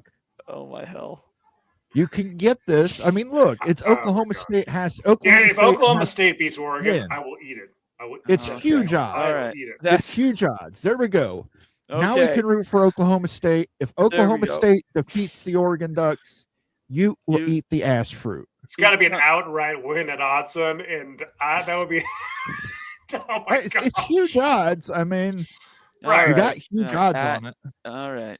Let's get to some super chats that have been burning a hole in my pocket here. Doc Gibbs, first of all, gives us $10 out of his own free heart. Thank you so much, Doc, representing the NC State Wolfpack. Why don't you give him another Wolfpack sounder there, Mo? Get a little howl here. Yep. I love it. Thank you so much, Doc. So good. Appreciate you, brother. Becky, go Huskies. Another $5 super chat. I hate Oregon, but Okie State's coach is scared because they're being outspent by millions of Nike money in Eugene. Illinois is sneaky good. Illinois is triggering. Illinois is triggering this year. I don't want to see like Indiana stuff last year. Look, guys, Indiana should have been in the playoff. Can we just say that now? Is that okay to say? I've been saying it for Illinois a while. Nobody listened to me. Shouldn't be in the playoff this year. Is that okay to say? Yeah. No. Well, it depends on how Illinois does. I mean, look. Do they play Penn State? Do they play Michigan? Do they play Ohio State? Ohio State. I think they play Ohio State this year. I think we got the Illbuck this year. So it is the Indiana path then, They play one ranked team all year. That's Ohio State. Yeah, right. This is Indiana 2.0 get blown out in the playoff type of deal. Does an 11-1 Indiana get in over a 3-loss SEC this year? I don't know. Probably. Let's take a look. Lots of money there, but I'll they've got Duke, ACC matchup. Then they got Western Michigan. Then they're playing Indiana. Then they're playing USC. Then they have Purdue. Then they have Ohio State. They get Ohio State at home. Then they go to Washington. They get Rutgers at home. They get Maryland at home. Washington can beat them. They get Northwestern. They travel to Seattle. That could be a loss very easily. If Indiana figures it out, you've got USC out there. You got Ohio State. You got Washington. There's some tough games on that schedule. I see 3 losses on that schedule, knowing now that you've repeated that back to us. I think USC beats them, and I think Washington beats them. It better be Duke. Yeah, and the Duke thing is a throwaway game. They have to win. Duke. Even if they win, they lose if they only win by a few points. So I'm questioning how good the Big Ten is this year, guys. The Big Ten seems way down this year, and the SEC seems way down. I think it's the Big 12's time to rise. Everybody else, the ACC's up. Dude, the momentum is building, baby. Go ahead, Mo. You wanted to say something before we get to the next one. I saw you wanted to say something. Yeah, I mean, listen, it's the Big Ten. I don't think is down as much as I think the Big Ten is evening out. Okay. I think you had a lot of bottom dwellers in the past, all the guys at the top. I think now you're getting a lot more mid teams, and I think those big mid teams compete against SEC mid teams really well. Okay. All right. Rock and Rant, $2 super chat, contributor, moderator, and somebody that helps us out around here. Absolutely. Also has his own channel with Miami Flow called the College Football Express. Check him out on Twitter and on YouTube. Their channel is fantastic, and Rock and Flo do an amazing job. This is $2 super chat just to say for Nick, car dealer, Saban, Kleenex Fund, hypocrisy. Saban says, hey, I don't know if you saw this quote. You were working hard today. Saban says the Big Ten is going to be getting more recruits in the SEC using NIL. Oh, yeah, that's exactly what I've been saying for the last years. And that's what budgets, right? That's what this is why the clearinghouse has actually got passed, guys. Why the NIL goes a thing is because the SEC pushed it because the Big Ten was winning and they had like bigger coffers. I mean, it's really simple to see. Let me reverse this to you because what you just said is true, but at the same time, I think this sort of undercuts the CSC NIL go. They reported yesterday 79.8 million has been cleared for the players to be paid in the last whatever reporting time. Today they sent out an email saying, "Oops, sorry, it's actually that's how much has been submitted." They have not commented on how much has been approved. So that by itself, I don't think that's a slip of the tongue. I think they're still sort of screwed up over there. I mean, like, how much is really the true name, image, likeness of a college football player, guys? That's a great question. Like, we can say that like they're screwed and everything else, but when you're not throwing inducements out, it's a different world. Like, if it's an inducement and you're paying like a 5-star recruit, might be $10 million. But if it's really true NIL, or like, branding yourself out there in the market for advertising dollars for fair market value, it could be 50,000. Seriously. Yeah. Right. Yeah, it's a great conversation. Yeah. I don't, you know how I feel about it. Right. Yeah. Daniel Gygax, contributor as well, a valuable member of the College Football Mafia family, saying, Wild Ute, Maction is great content for the channel. Also another super chat for Moen to eat the Cincinnati chili. You're still nursing that, right, Moen? Yeah, it's nasty. It's nasty. Well, now it's cold. What kind of notes are you getting, Moen? It's cinnamon, dude. I mean, the cinnamon bear. It is just, you can't get past it. We got to play some sounders real quick. You better do it quick because we got some bunch of more super chats. Let's go. Let's do one for Rock and Rant. Miami. There's Daniel Gygax. There you go. West Virginia. Yep. And there's Becky. That's for University of Washington Huskies. Purple Dogs. Still don't have. You don't have the one that really matters for Husky fans anyway. Becky says $2 super chat says Ute, if Oregon doesn't cover, I'll drink one. There you go. That, but I think MD? Yeah, I think she likes that. You think she so it's I not think so she, much I You think like she- MD 2020? I think she wants to go back and get another 6-pack of that. Okay. Well, I mean that's fair. Man, that was yeah, a brutal night. I'll just tell you that. I have no comment about any of that. To Townhawk, $2 super chat says pick America, pick Kansas Jayhawks. Right on time. Moen hits it. He also another $2 super chat says FYI, a shocker takes 3 fingers 3-way KU by 3.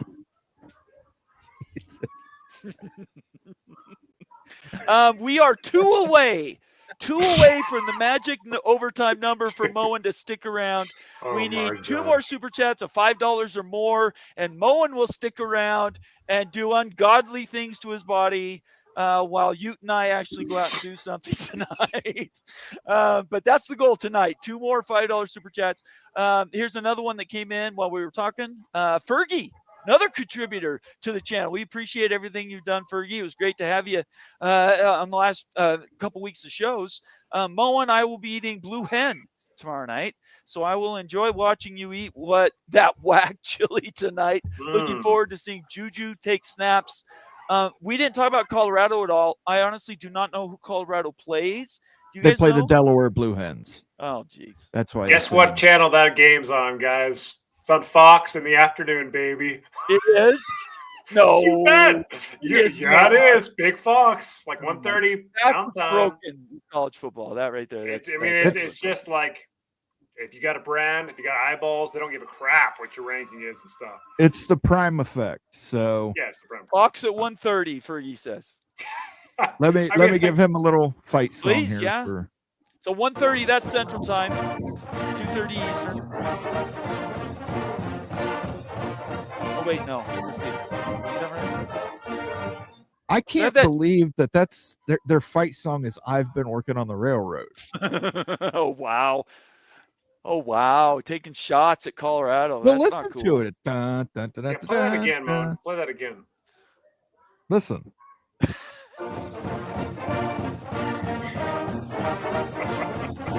Is that real? You sure about that? You didn't. You're making that up. That's Colorado's fight song, Fergie. I've never heard that. It might be true. I've never heard it on TV or nothing. Okay. Laura Wise checking in. Texas Tech. Boy, just keep winning, Laura. That's all we're asking you. Keep winning.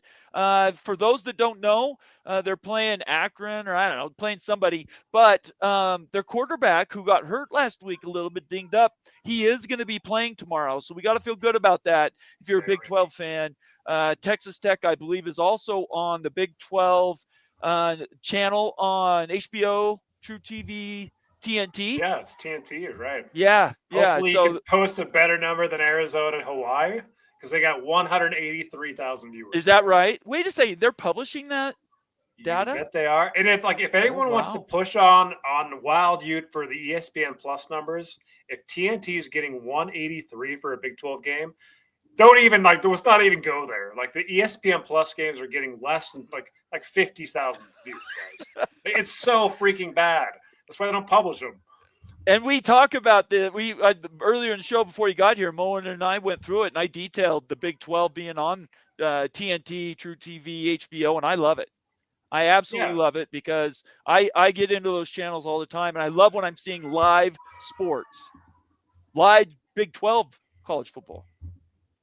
I didn't really, I haven't been able to show the Big 12 viewership and everything. If we get to, that's great stuff. But I'd love to outline that because it's so dang important realignment and the next contract valuation for Big 12 and stuff. Viewership's so massive now. Basically, like you can kind of see like where your realignment momentum and your conference momentum's going based on viewership, guys. Well, let me get to this comment. Now you can do it right now if you want to. $5 super chat. Laura's also moderator in here, so if you piss her off, she'll boot you. Did you all watch the interview Clay Travis had with Cody Campbell? I saw not outtakes. I saw quotes from it. I didn't see the whole interview. I'm telling you right now, the Big 12 has one of the biggest college football supporters in the entire country in Cody Campbell, and he's going to do whatever he can first for Texas Tech, second for the Big 12. So you got to feel good if he's out there doing stuff for you because he has political connections, business connections, and he can call Trump on his cell phone and he answers for some reason. So thank you, Laura. Really appreciate you. And we're just going to keep beating that drum. Yeah. You know what, Laura, I did listen to some of that interview. And Cody Campbell, this was surprising. I hadn't really heard him speak a lot. But he sounds like a down-to-earth, humble guy. Like, I mean, he's super rich and everything, but like he doesn't seem like he's kind of out of whack or anything, ego and stuff. So he's really likable. I'll say that stuff. I like what he's doing. If it happened at Utah, I'd be doing flips, of course. Yeah, there's no doubt about it. 2 more super chats. Moen, we hit the mark. I'm going to turn it over to you in just a second. Ricky Tungate had given memberships earlier. Thank you so much, Ricky. Thanks for having you be a member now. We really appreciate it. Moen, I'm here for you. So there's 1. And then 2, Becky puts us over the top. We've reached our goal. Becky, go Huskies. $5, another $5 super chat. It's almost Apple Cup week, 2 weeks of hate. The fact that that's not at the end of the year is just broken. Only thing that'll unite Washington for those 2 weeks are the Mariners. The Mariners, arguably one of the worst run professional programs in the history of athletics. I'm just going to say that right now as a Mariners fan growing up. They're impossible to cheer for now. Yeah. So to say that'll unite Washington, if that was to happen, it would, but I don't think it will. And then we had another one slide in. Becky, another one. She's free with her money. She must have gotten paid tonight.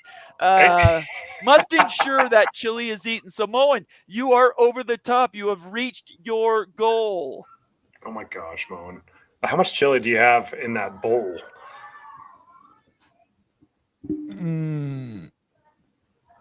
Oh, you got a lot. You've got so much, Moen. I do, and it's not good. Moen. He's never going to bet on Nebraska ever again, baby. Oh, no. Nebraska made an enemy for life. Oh my gosh! Is it at least warm still, Moen? Are we talking about a cold skyline? Why didn't you melt the cheese too on top? I need to know.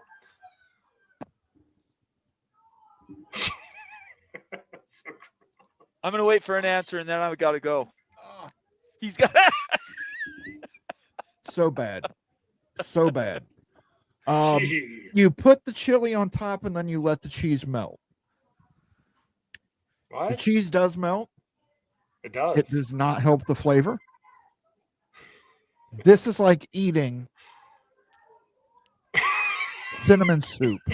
That is nasty. Oh, no way. How cinnamony is it from a wine? Dude, it is overpowering with cinnamon. What do people like this, Moen? I've been told it's Greek chili. They just must have nothing but cinnamon in Greece. It's just like cinnamon trees everywhere to get cinnamon to feed their chili addiction. I don't know how people in Cincinnati do this. Oh my God. It's awful. It's awful. All right. I got to go. I got a date with my wife tonight, so I'm going to turn you guys loose on this. I want to thank everybody for being here this week. The last 2 weeks, we have been working overtime for you. We have produced, I think, a total of 10 or 11 either shows or videos. We're doing the best we can. If there's more you think we should be doing, please let us know.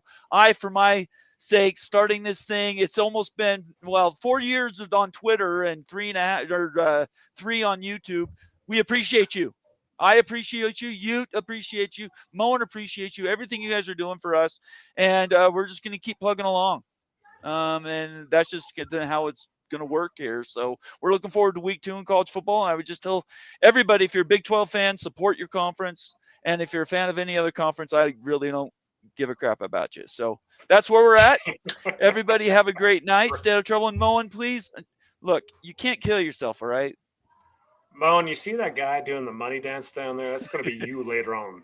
The John right there, my friend. Sounds like it. Sorry. All right, I got to go. See you guys later. Bye-bye. All right, peace out, Nate. All right, Moen, you need to take another bite. Yes, peace out. Thank you. Moen, why don't you take a bite? The guy's kind of tripping me out over there next to you and stuff. Like it's kind of he's doing some weird moves, Moen. When did you get this guy? I mean, you can smell the cinnamon, man. I mean, it. God damn. Moen, we're gonna have to. You know what? While you're eating the chili and everything, I gotta show you something. We gotta take a lap. Okay, look, Big 12 can't take a lot of laps, but I'm gonna take a lap right here. Okay, I'm gonna show you something. See if you're surprised by it. See this? See this, Moen? You see what I see here? This is week 01 TV ratings for the Big 12 schools. You see TCU, UNC, that game put up a 6 million figure. 6,180,000 viewers. 6 million, Moen. Look at that. Iowa State for 2 consecutive weeks puts over 3 freaking million viewers. Colorado does what they do and almost gets 3.5 million viewers. Cincinnati, Nebraska over 3. Man, these ratings are stellar. These zeros you see, everybody, from BYU to UCF is because you play on ESPN Plus. You're invisible. Never, ever let your school play on that. Petition, it's basically suicide for your school. If you're playing on ESPN Plus, no viewership, a 0 freaking Nelson rating, drives me crazy and everything. But look, overall, the Big 12 really showed out. So very proud of the Big 12 and the viewership. Becky Go Husky says it's chili. It's not. It is cinnamon and some tomatoes. There's probably ass fruit in this. It's not good, Becky. It's not good. I don't get it. Acquired taste. I guess if you like cinnamon spicy chili, like I might go get some hot sauce, grab a little of the sriracha to put on here, just because I mean the cinnamon is it's so overwhelming. I don't understand. Is it like a cinnamon stick or like a cinnamon bear? You remember Big Red Gum? Yeah. Oh my gosh, like no. Chewing Big Red Gum. That is what it's like. It reminds me of Big Red Gum. And the cheese doesn't help. The noodles don't help. I know the 5-way they add onions and beans. I don't like onions, but I couldn't imagine. Maybe the onions cut through the cinnamon. It's bad. I think it would be better if it was hot, Moen. It looks really gross. Like, I don't know like what you're slurping up there and everything, but that looks like a cold I don't bite think right there's there. anything that can make this better, you. Beer. No. I wouldn't drink after eating this.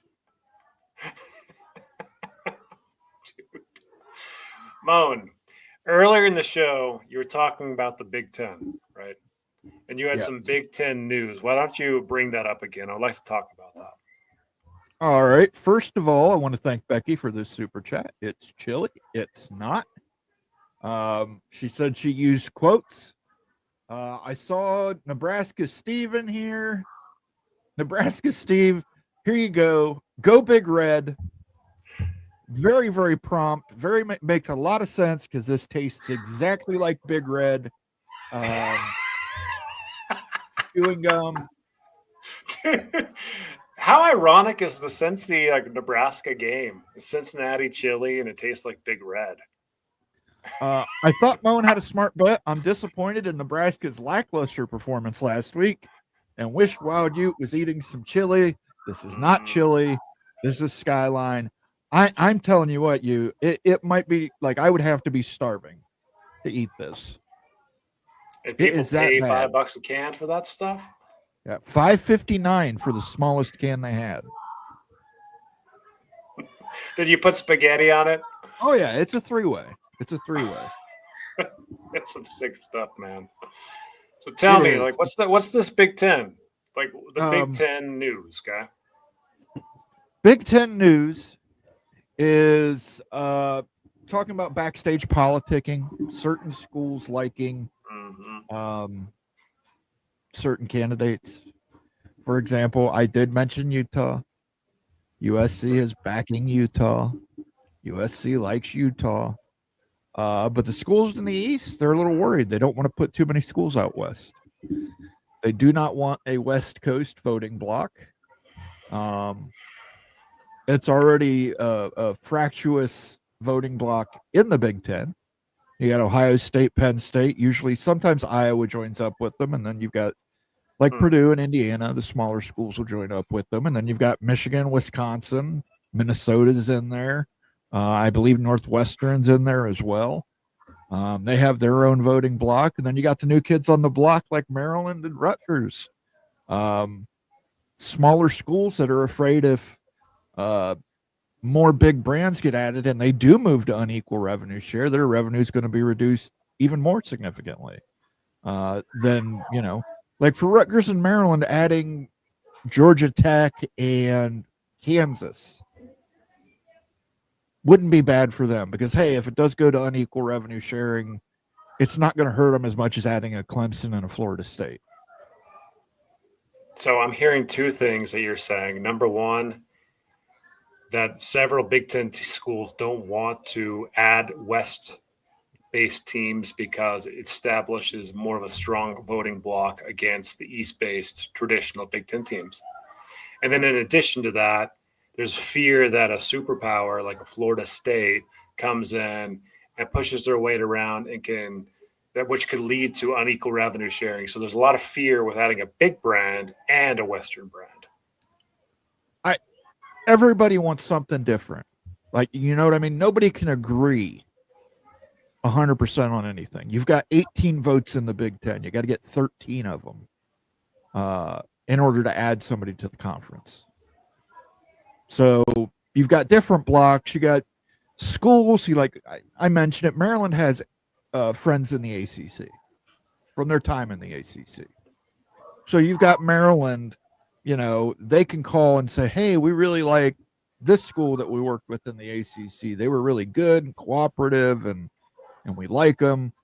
And then you've got the West Coast schools, like I mentioned, the Pac-12 schools that came over. USC wants Utah. They like Utah. Right.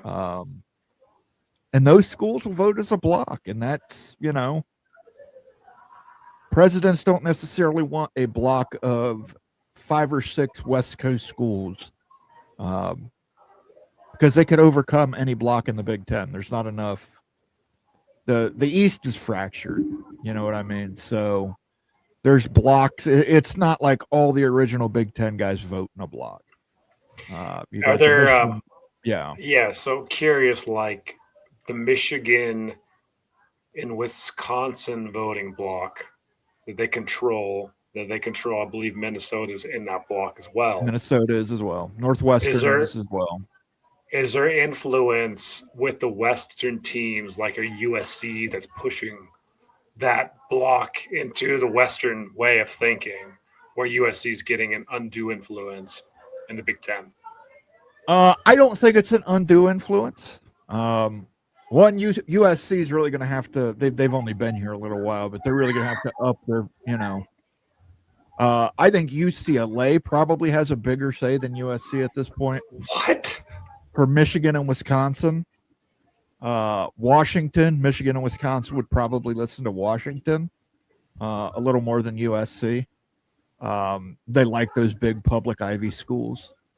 So they would be more inclined to listen to UCLA and Washington, that block, than necessarily USC. But from everything I've heard, USC, UCLA, Oregon, and Washington are a block. They are voting, so them recommending Utah or Arizona State or Colorado. There's fear among people in the East Coast central schools. It could create a powerful voting block, and that worries them. Yeah, it seems like there's a lot of moving parts in the Big Ten Conference. There is, and like I said, everybody's got their favorite. Everybody's got an argument. Everybody's got a political lean. I just don't think people. I think people are putting too much weight on football, and I understand Florida State, great football program, not necessarily a blue blood yet, but close to a new blood. So Florida State, great football program. That doesn't necessarily mean you're going to win over 18 Big Ten presidents, because they're not making a football decision. They're making a university decision. And the universities they like are big academic research universities. They tend to like public universities. So, I mean, you've really got to win them over. Those are the guys that actually punch the hole in the ballot on who gets in and who doesn't. Let's get to some comments. Yep. Got a couple super chats here. Stormy Cyclone says, thoughts on one-time January portal? I think that'll probably get challenged. Probably a lawsuit. I mean, anymore, they're letting them transfer right up to the start of the season. Sometimes beyond that. TJ Finley, he's at like his 6th school. He didn't win the starting position at his last school, and he's moved to his 6th school. And I think he's eligible right away. I don't know that January 1st or January one-time portal is going to hold up, Stormy Cyclone. I really don't. I think somebody's going to sue about it. Well, suing about it's the name of the game in college sports. I mean, one time is key, though. So you're not flipping your roster multiple times per year. So I don't care what time it is, just make it once. Yeah. I don't disagree with the decision, but it's going to get challenged. Just like with anything in college football anymore. It's a lawsuit. The lawsuit will get overturned. Some kid will be able to transfer in June. Some kid will be able to transfer in October. It's going to happen. Yeah, I mean, everything in college sports is a lawsuit. Just expect that. Like, can that really limit you from an idea anymore in college sports? I don't think so. Student athletes. Oh, that is brilliant, sir. Yeah, student athletes. Not quite. Super chat from our friend Fergie. Moen, hearing from important people that Colorado working very hard for big invite. New admin have big roots. AD worked for PGA Texas Rangers and knows a lot of people. Then add in Prime's connections. Again, I think a lot of people are working for Big Ten invites. And I think a lot of people have been told a lot of different things. I think the Big Ten has vetted a lot of schools, including Colorado. But then again, like I said, the other issue we have are there schools talking to other schools. And I think that's muddying the waters. Like Maryland's athletic director came out and said 20. And I do believe that Maryland does want 20. But I know for a fact there's people in the Big Ten pushing for 22. And I'm sure there's factions pushing for 24. I haven't heard that, but I'm sure it's out there as well. So, yeah, I know Colorado's been vetted. Kansas has been vetted. Utah's been vetted. Arizona's been vetted. Arizona State's been vetted. All these schools have been vetted. And I think a lot of them, I mentioned it earlier with Kansas. I don't think that $300 million donation was an accident or a mistake. I think Kansas has been told, hey, you need to do A, B, and C. And I think they went to their boosters and said, hey, we've got Big Ten interest, but we have to do A, B, and C. And boosters are going to pay them. And I think you're going to see the same thing happen at Colorado. Same thing happen at Utah. Virginia and North Carolina don't have to worry about it. They're in. They've got their ins. If North Carolina and Virginia came tomorrow and said, hey, we want to join the Big Ten, they'd be in the Big Ten. Everybody else, I think, is doing everything they can to make themselves as desirable a candidate as possible. And I think there are schools telling these other schools what they need to do. So, a Maryland might reach out to a former ACC colleague and say, hey, we know the Big Ten's interested. Here's things we know that the Big Ten likes. And they're using some of that. I just don't want those schools to feel like because a Big Ten school told you something, it is going to guarantee you access into the Big Ten. Well, sure. Yeah, like it's a tryout. It's a job interview right now, Moan. And everyone's trying to put their best foot forward, of course. That's what we do for opportunities. Absolutely. And that's the important thing to remember. It's an opportunity. And I'm not saying that Utah has a huge chance. It might be 5%, might be 10%, might be 15%. Obviously, Notre Dame. Might be 75% too, Moan. It might be. Notre Dame is 100%. Right. Notre Dame's 100%. North Carolina is 100%. Virginia is 100%. There's one school also that is a consensus builder that not everybody loves, but everybody could coalesce around and compromise on. That makes it makes media partners happy. It makes presidents happy. It makes, it makes people happy. So there's one consensus school, but Brett McMurphy wasn't wrong when he listed all those schools. List Pitt. Yeah, Pitt's a candidate. Kansas is a candidate. Colorado's a candidate. Both the Arizonas are candidates. Cal's a candidate. Stanford's a candidate. I'll talk a little bit more in the members video this week about the Texas schools and how candidacy might work for some of them or not work for some of them. But yeah, I mean, there's a lot of schools out there for the Big Ten. They cast a wide net. It's going to be a thoughtful decision. I know a lot of people. I've heard a lot of people saying the Big has to strike first. The Big has to strike first. The Big Ten presidents are not going to move until the Big Ten presidents are ready to move. And that's what it is, guys. And they're going to make a decision. And some people might say that's an awful decision because Florida State has a better football program. Not going to deny that. I'm right. not. Florida State has a fantastic football program. And they're making the investments too. They're going out there trying to get into a hospital system. They're trying to get AAU membership. Sure. Everybody's trying to doll themselves up for it's a tryout. Future Big Ten expansion. I wouldn't even say it's a tryout. Because I don't Beauty think passion. I don't think the Big Ten is telling people A, B, and C as much as Big Ten teams are telling people A, B, and C. And I think it sends a lot of mixed messages. Well, that's why you've got to do some analysis on the side, though. I mean, that's why we do so many of the videos that we do on this channel. It's just to try to siphon it down. Like, why? Why would you add the school? Like, what's the driver? Is it the market? Is it new market? Is it ratings? Is it academics? Is it relationships? Well, we talked about there's reasons for this, right? We talked about this a couple weeks ago. The media partners are going to have a say. Boosters are going to have a say. But at the end of the day, it's the Big Ten presidents. And you're not going to get the Big Ten presidents on board or schools on board, if you do things to alienate them. So I don't know who the Big Ten's going to pick. I don't know. I couldn't tell you. Maybe it is Utah and Colorado.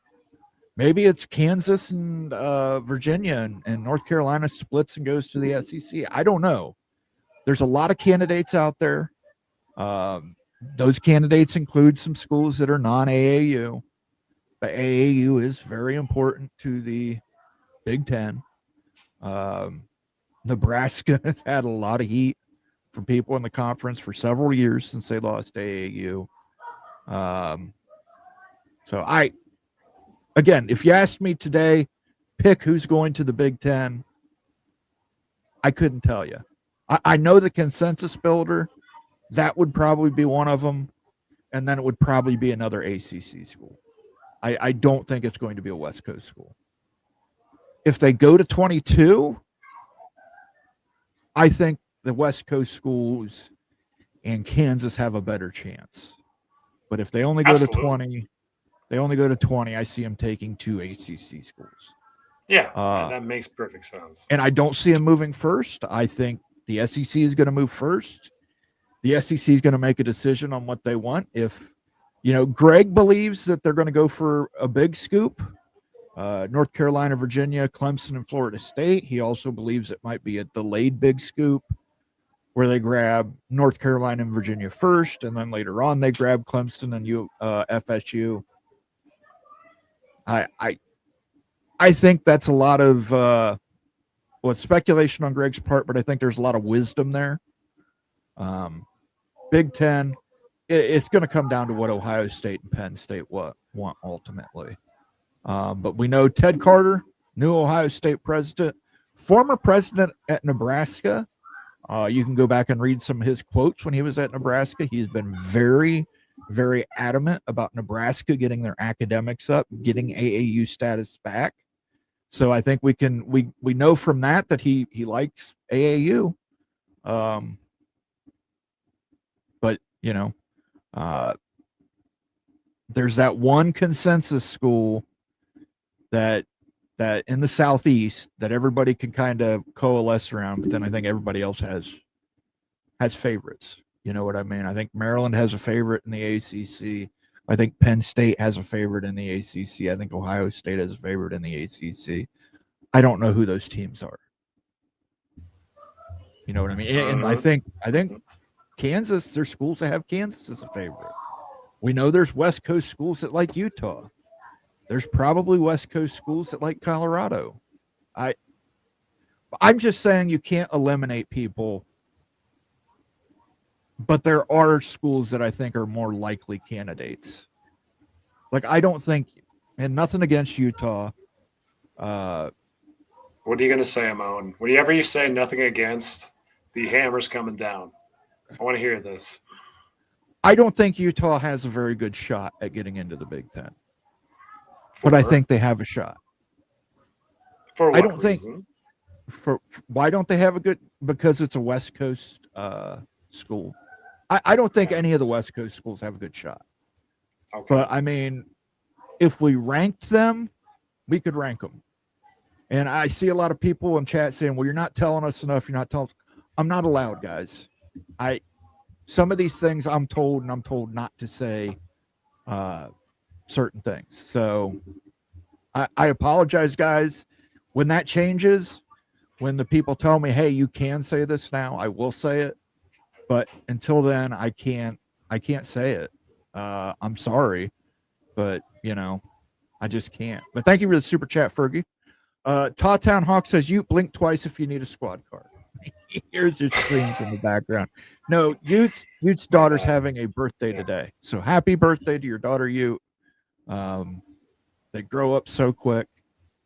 They do, and I'll go on mute and stuff because there are a bunch of kids in the background. So apologize, for that. Yeah. Moen used to have kids too, but then the parents paid the ransom. So we let him go. Nitwit with the $50 super chat. He is a Penn State super fan. And Penn State looked very good week 1. And let me find the Penn State. We are.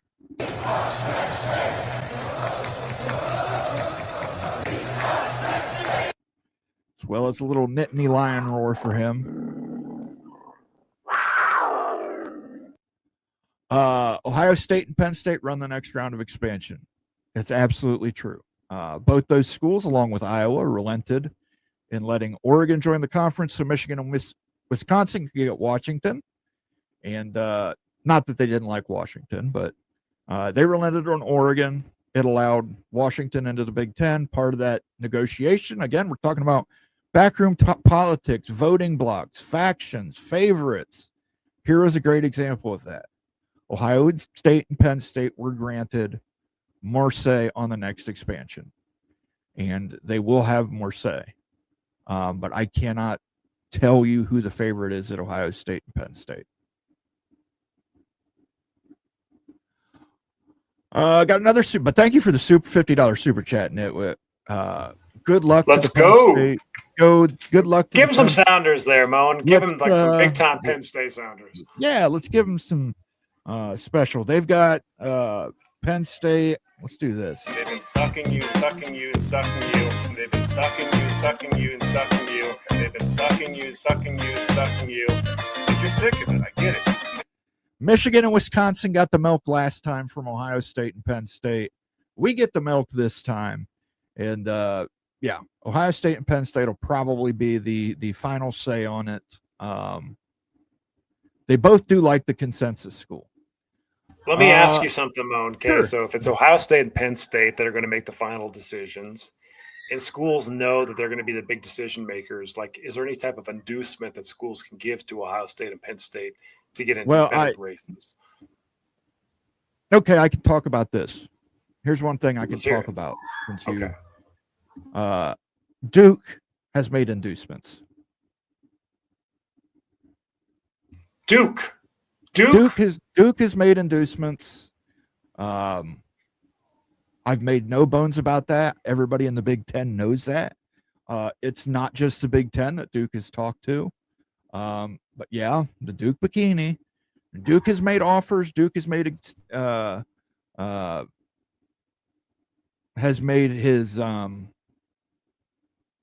they've made inducements. They've sweetened the pot, as it were. But have they gone so far as to say, hey, Ohio State, we are Duke. We are hot in our bikini, as you can see, and everything. And we're just gonna slip some cash over to you guys. I'm not gonna lie to you. I don't know if Duke's made direct inducements to Ohio State. I was told that there was fear, or there was concern. There was concern that Duke had made inducements to other schools to sweeten the pot. And I was told that school was Michigan,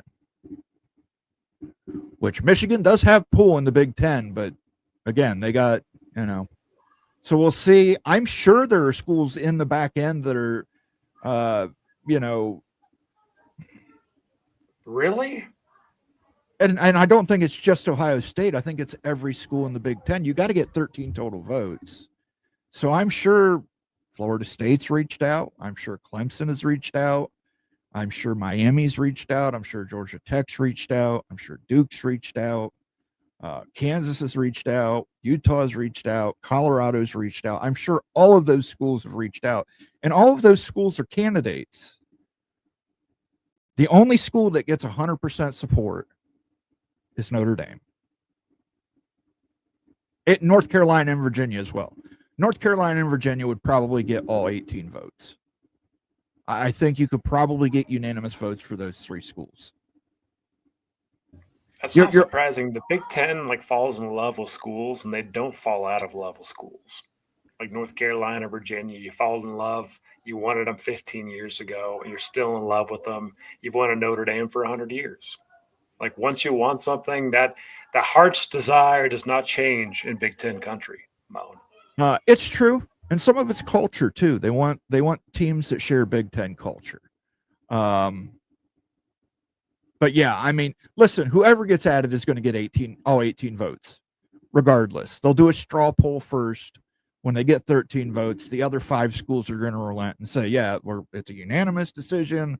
We added Florida State. We added Clemson unanimously. We added Georgia Tech unanimously. We added Miami unanimously. But yeah, you've got to get to 13. So I'm sure there's schools out there that are making overtures. I don't think that they can necessarily just say, hey, we'll pay you $100 million in cash if you give. I don't think it's things like that, but I do think that they are making overtures. Hey, it's part of the Big Ten. We can, like Duke. I'm sure Duke is telling everybody about how much research money Duke has and how much research money they're going to bring to Michigan, Ohio State, Penn State, Wisconsin, Washington, UCLA. all the big research schools in the Big Ten. I'm sure they're pushing that. They're probably saying, hey, we'll join the Big Ten Academic Alliance. We'll leave the Ivy Public Library, and it'll boost your research by $200 million annually. Not direct inducement, but you know what I mean. Just saying, hey, this is what we bring to the table. I'm sure there's a lot. Yeah, I'm sure there's a lot of that going around. Yeah, that's good business right there. I mean, Duke's. Yeah, but Brett McMurphy was correct on the candidates he listed. He was not lying. Yeah. And I know people were going, oh my God, Kansas, Arizona, Pitt, all this stuff. But they are. I mean, they're vetting a lot of people. They've cast a wide net. Let's put it that way. They've cast a wide net, and they're going to take their time. They're not going to move first. The SEC is going to have to move first, and actually, who's probably going to move first is North Carolina and Virginia. Yeah. Hey, Moan, I'm sorry. Ryan Willie has a super chat. Oh, okay. Ryan had a super chat up there and stuff. Let's get that super chat up. Mo and I did the same bet with Greg, but he has to sing on Wisconsin if Wisconsin covers. Oh, that's a rough one. I'll wear the Wisconsin hat, brother. I got the whiskey hat, so I'll take you up on it. If Alabama covers, I will wear the Wisconsin hat for a solid week of shows. I will wear the Badgers hat. If I come across another Badgers hat, I might wear a different Badgers hat, but I'll do it. Ryan Willie. Thank you for the super chat, by the way, Ryan. Give him the Badger sound. If Flugs has to do this is Flugs. Oh.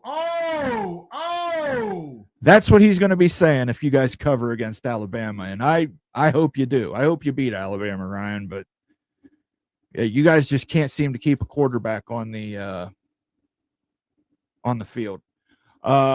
Moen, bottom line, who does Ohio State and Penn State want, period? I think they want a school in the Southeast. I know they want a school in the Southeast. Moen,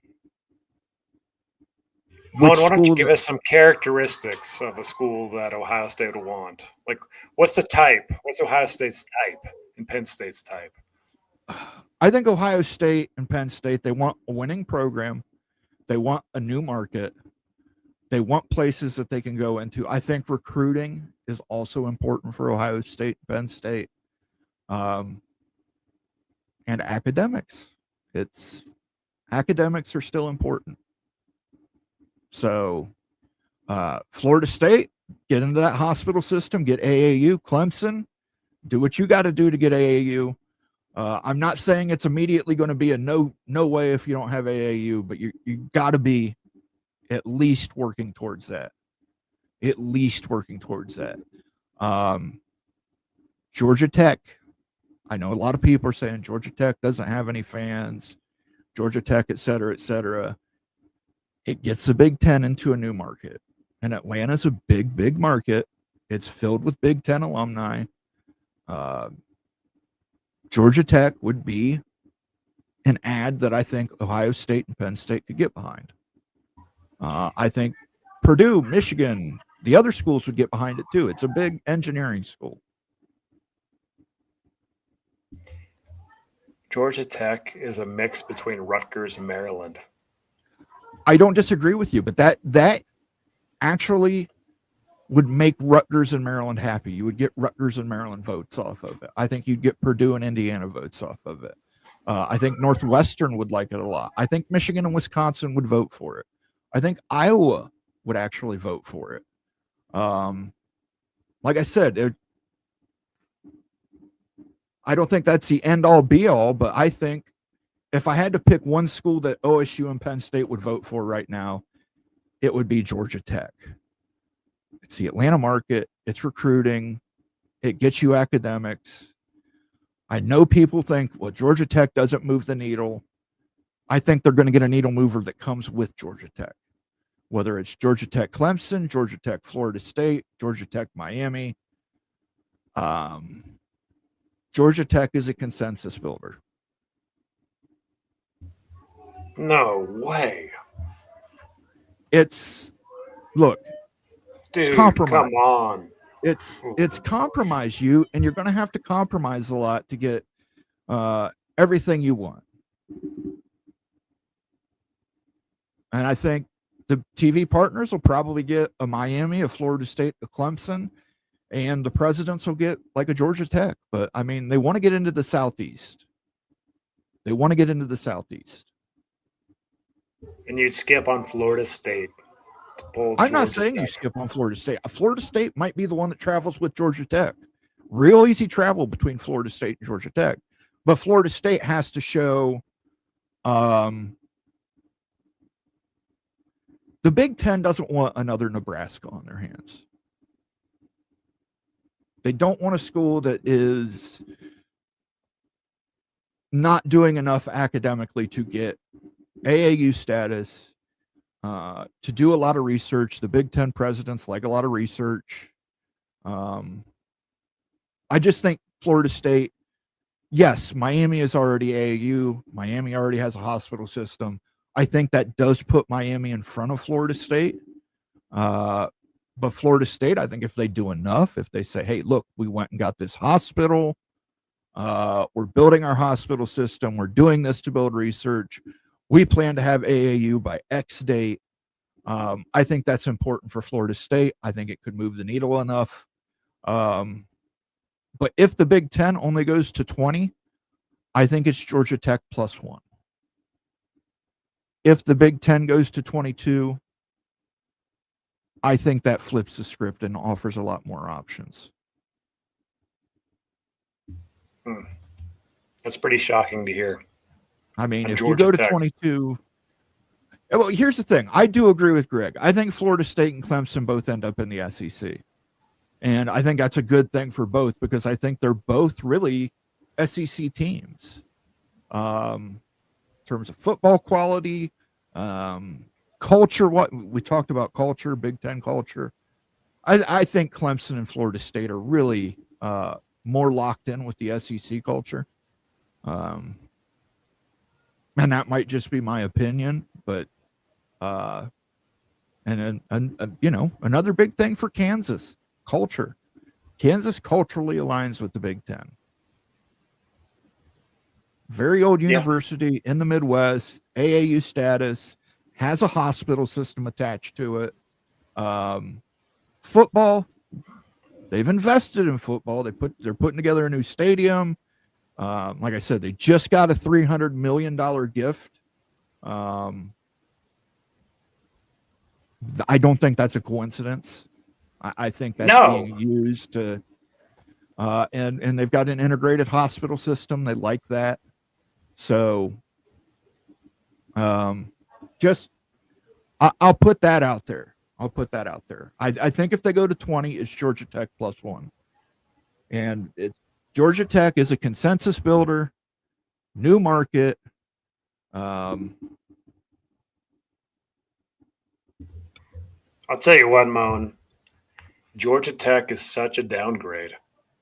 Like from perception wise and everything, like I know that you're saying they're a consensus builder, but if they got into the Big Ten and they were like one of the first choices, I think most people around the nation would just be like, okay, you just diluted yourself and weakened your conference. It might not be viewed that way inside the Big Ten conference, but outside it looks like you just weakened yourself big time. And so and again, I think that's why you get a big media program with it. You're getting a Florida State. Miami. You're getting a Georgia Tech, Florida State. You're getting a Georgia Tech, Miami. You're getting a Georgia Tech, Clemson. If they go to 22,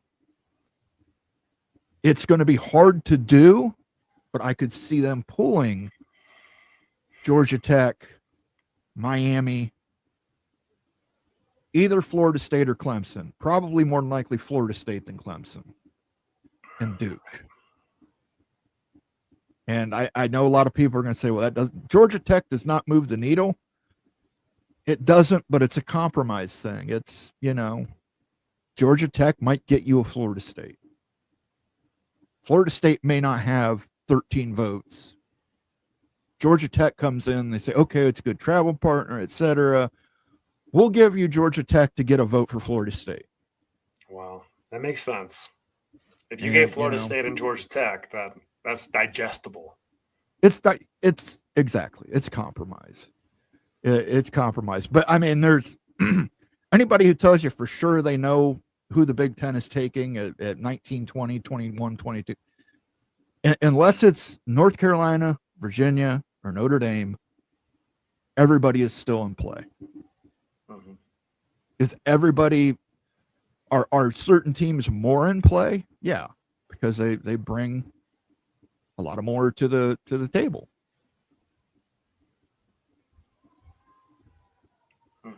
Makes sense.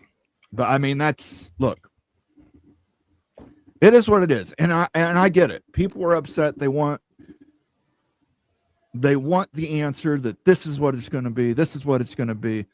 I can tell you this: Georgia Tech is a name that I've heard over and over as a consensus builder. I've heard it from people in different parts of the Big Ten. So that's your consensus builder school. Most everybody in the Midwest, in the East, wants to get into the Southeast. They do not want to go West again. That's not their preference. They want to get in the Southeast. They want to open up new markets there. Georgia Tech is your consensus builder. And then you're probably getting a Miami, a Florida State, a Clemson. If they go to 22, you're probably getting two media schools. So you're getting a Florida State, Miami, Florida State, Clemson. I don't think Clemson, I think more is SEC. I think, there's probably schools that do like Clemson in the Big Ten, but I think they just lean more SEC. And I think the SEC is going to run into the same problem the Big Ten is. Their media partners are going to want the media partners are going to get North Carolina and Virginia. It does open new markets for the SEC, but they're not huge brands. Mm-hmm. So I think the SEC is going to find itself in the same position the Big Ten is. You're going to have to compromise. And I think the SEC is going to have to pick up like a Florida State and a Clemson. I've said it all along with Florida State. I just don't know why the SEC would grab them.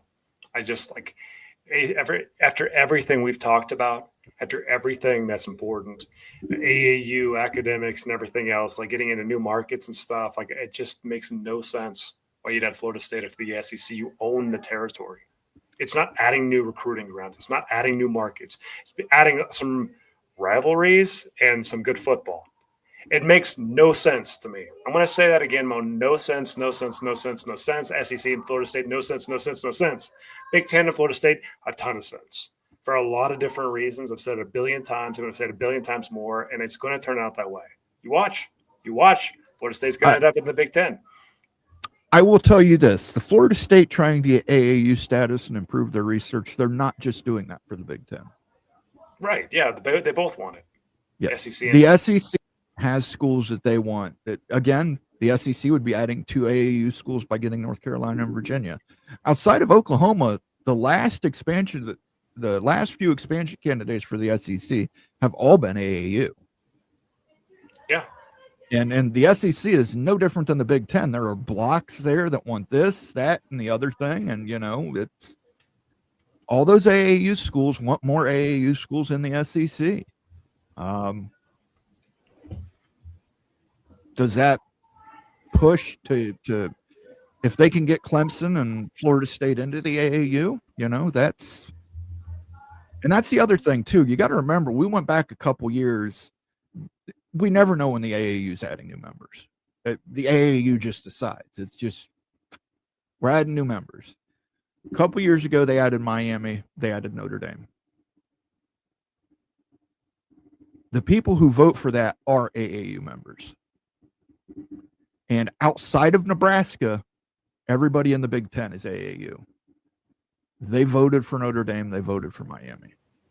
Yes, they will vote for an AAU member or a to-be AAU member. That's why Clemson makes no sense. Well, here's what I'm saying. Clemson and Florida State not only they're getting AAU, but they need to get the Big Ten support to get AAU. They also need to get those SEC. They need to get Texas A&M and Mizzou, Florida. They need to get those schools to try and get them into AAU as well.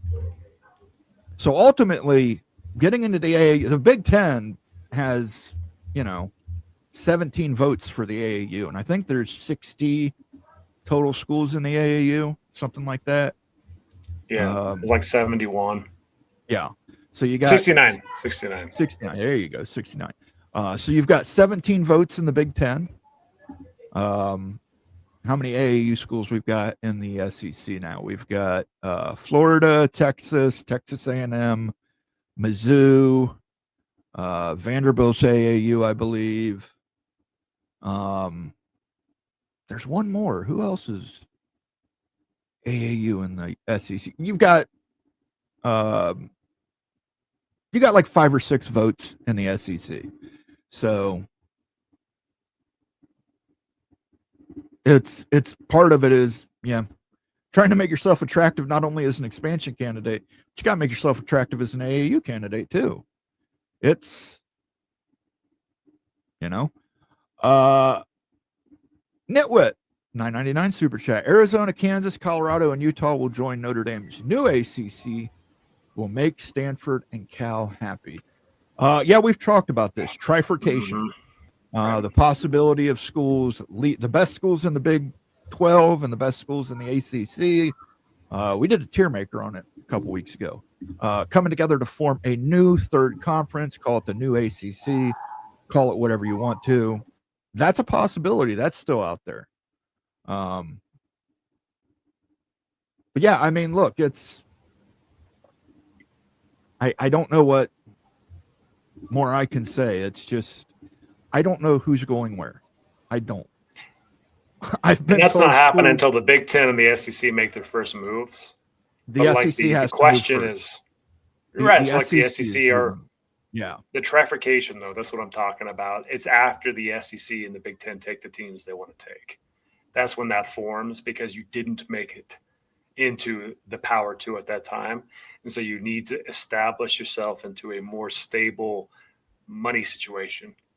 And so the SEC would strike, the Big Ten would strike, both would strike. Then all of a sudden everyone's looking at the aftermath and saying, hey, what can we configure here to make it worth their while monetarily?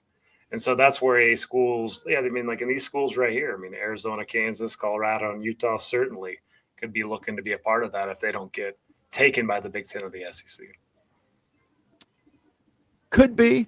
I see the Big Ten needs to be aggressive and jump first. They're not going to jump first.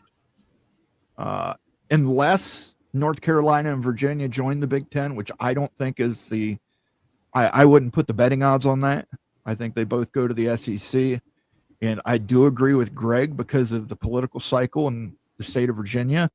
I think it happens sooner rather than later. I think 28, 29 in that ballpark before the Board of Visitors can get changed up. North Carolina and Virginia are going to make a move probably towards the SEC. Question's going to be, is the SEC going to stay at 18 and then go scoop up Clemson and Florida State later down on 2030, 2031? Or do they do what has been dubbed the big scoop and they grab all 4? Or do they take Clemson and Kansas? That's true. Yeah.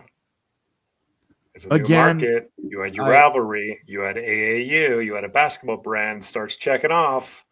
Possibility. I'm not going to rule it out. I'm not going to rule anybody out. Well, obviously, there's some schools that rule out, but I'm not going to rule any candidate out right now because it's absolutely so fluid. You can talk to people from Iowa. They have a different view of who they like. People in Ohio, Columbus have a view of who they like. They don't like.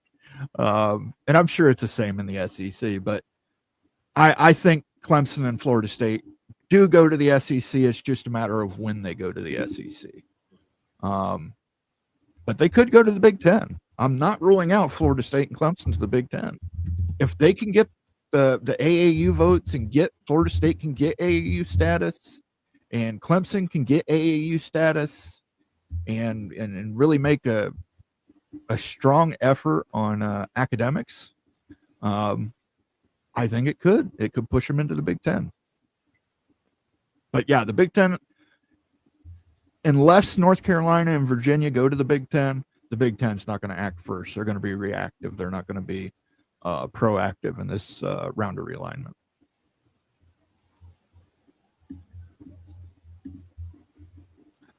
Notre Dame could carry 2 schools if they wanted to. Just saying, they can actually carry 3 schools plus themselves. And that's the other thing too. Financials for some of these schools that are joining. Duke, it's been mentioned that Duke would pay their own way. No media money for Duke. That's more money for everybody else to divide up. Think about that. Let's say $100 million. Now you get to divide $100 million between the 18 existing schools every year. Kansas may say, hey, we'll take a half share. Of course. You have to take a half share. Like any new addition outside of Notre Dame, UNC, or UVA's taking a half share, Moan, or less. If Notre Dame joins, it would move everybody to full share. Washington and Oregon would get whole. But I'm saying there are financial reasons that some of these, like we talk about Georgia Tech being a consensus builder. It might be because Georgia Tech has told them we'll take 25%. Yeah, true. We'll take 25%.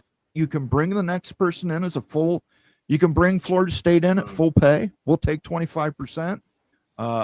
They can go to the media partners and say, we're getting Florida State. The media partners will give them 2 full shares, and they'll make Florida State whole, and they'll make Oregon and Washington whole, and Georgia Tech will sit there at 25%. LA Horned Frog. Hey, big win for the Horned Frogs. Great show, guys. Go Frogs. I do have the Hypnotoad sounder. I will play that for you. They looked fantastic. We talked about it on Wednesday. I think they've got a legitimate shot to win the Big 12 and make the playoffs. I think Hoover might be the best quarterback in the Big 12. I said it. But I also will admit Devin Dampier of Utah looked really solid. Keep it going, Moan. Against UCLA, but I will just put a little caveat on that, against UCLA. Big 10 UCLA. All glory to the Hypnotoad. Maybe TCU will use that Hypnotoad to get into the Big 10. We'll see. Guys, we're going to have to wind it down. We're approaching the 3-hour mark. I'm going to continue to eat this. You have my word. Moen will finish the 3-way. Moen may get a little herbal something to help his hunger to do this, but I will finish the 3-way. It's so gross, Moen. You're a good sport, though, and I can't wait to eat this fruit. See, this fruit tomorrow after Oklahoma State. The kids screamed. They heard me eating it. Oh my God! Yeah, the kids were screaming in the back. But let's add in there. Let's go Oklahoma State Cowboys.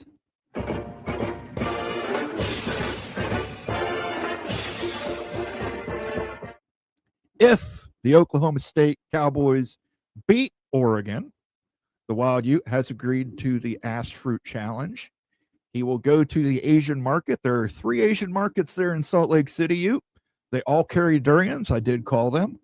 And he will eat a durian fruit live on stream. I think he's going to be okay. In fact, I got Oregon covering. I put money on Oregon covering. So, he said something. Didn't read your Ass Fruit super chat. Hold on a second. I did not. Maybe I missed it. Town Hawk. I apologize. Pick America. Pick Kansas. There was your shocker. You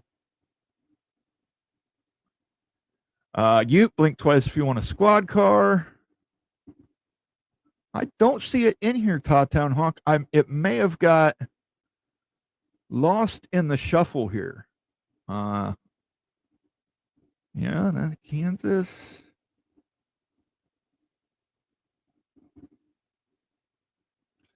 Yeah, I must have missed it, Town Hawk. I apologize. I'll look through the chat logs and I'll make sure I do read it on Sunday on Moan After Dark. Okay. I will not deny reading something about ass fruit. Your obsession with this fruit. What's its name again? Durian. It's called a durian. Durian. I hope that I have to eat this because Oklahoma State would win the football game. I really hope so. Listen, it's considered a delicacy. It's supposed to taste really, really good. It just doesn't smell good. So, who is considering this a delicacy? In Asia, it is a delicacy. Korea, especially, they like durians. Yeah, Asian. It's an Asian fruit. I believe it's from Indonesia. It's called a durian. I nickname it the ass fruit. But, yeah, it's called a durian. And yeah. So guys, hashtag ass fruit challenge. Yes. Go ahead and use that on Town Hawk says, just said it needs to be vodka infused, like bottle in the watermelon trick. I don't know. But I mean, I would actually like to try one. There's a durian? A durian. I'd like to try one. You just want to try one. Try one, yeah. Because I mean, like I said, it's a delicacy.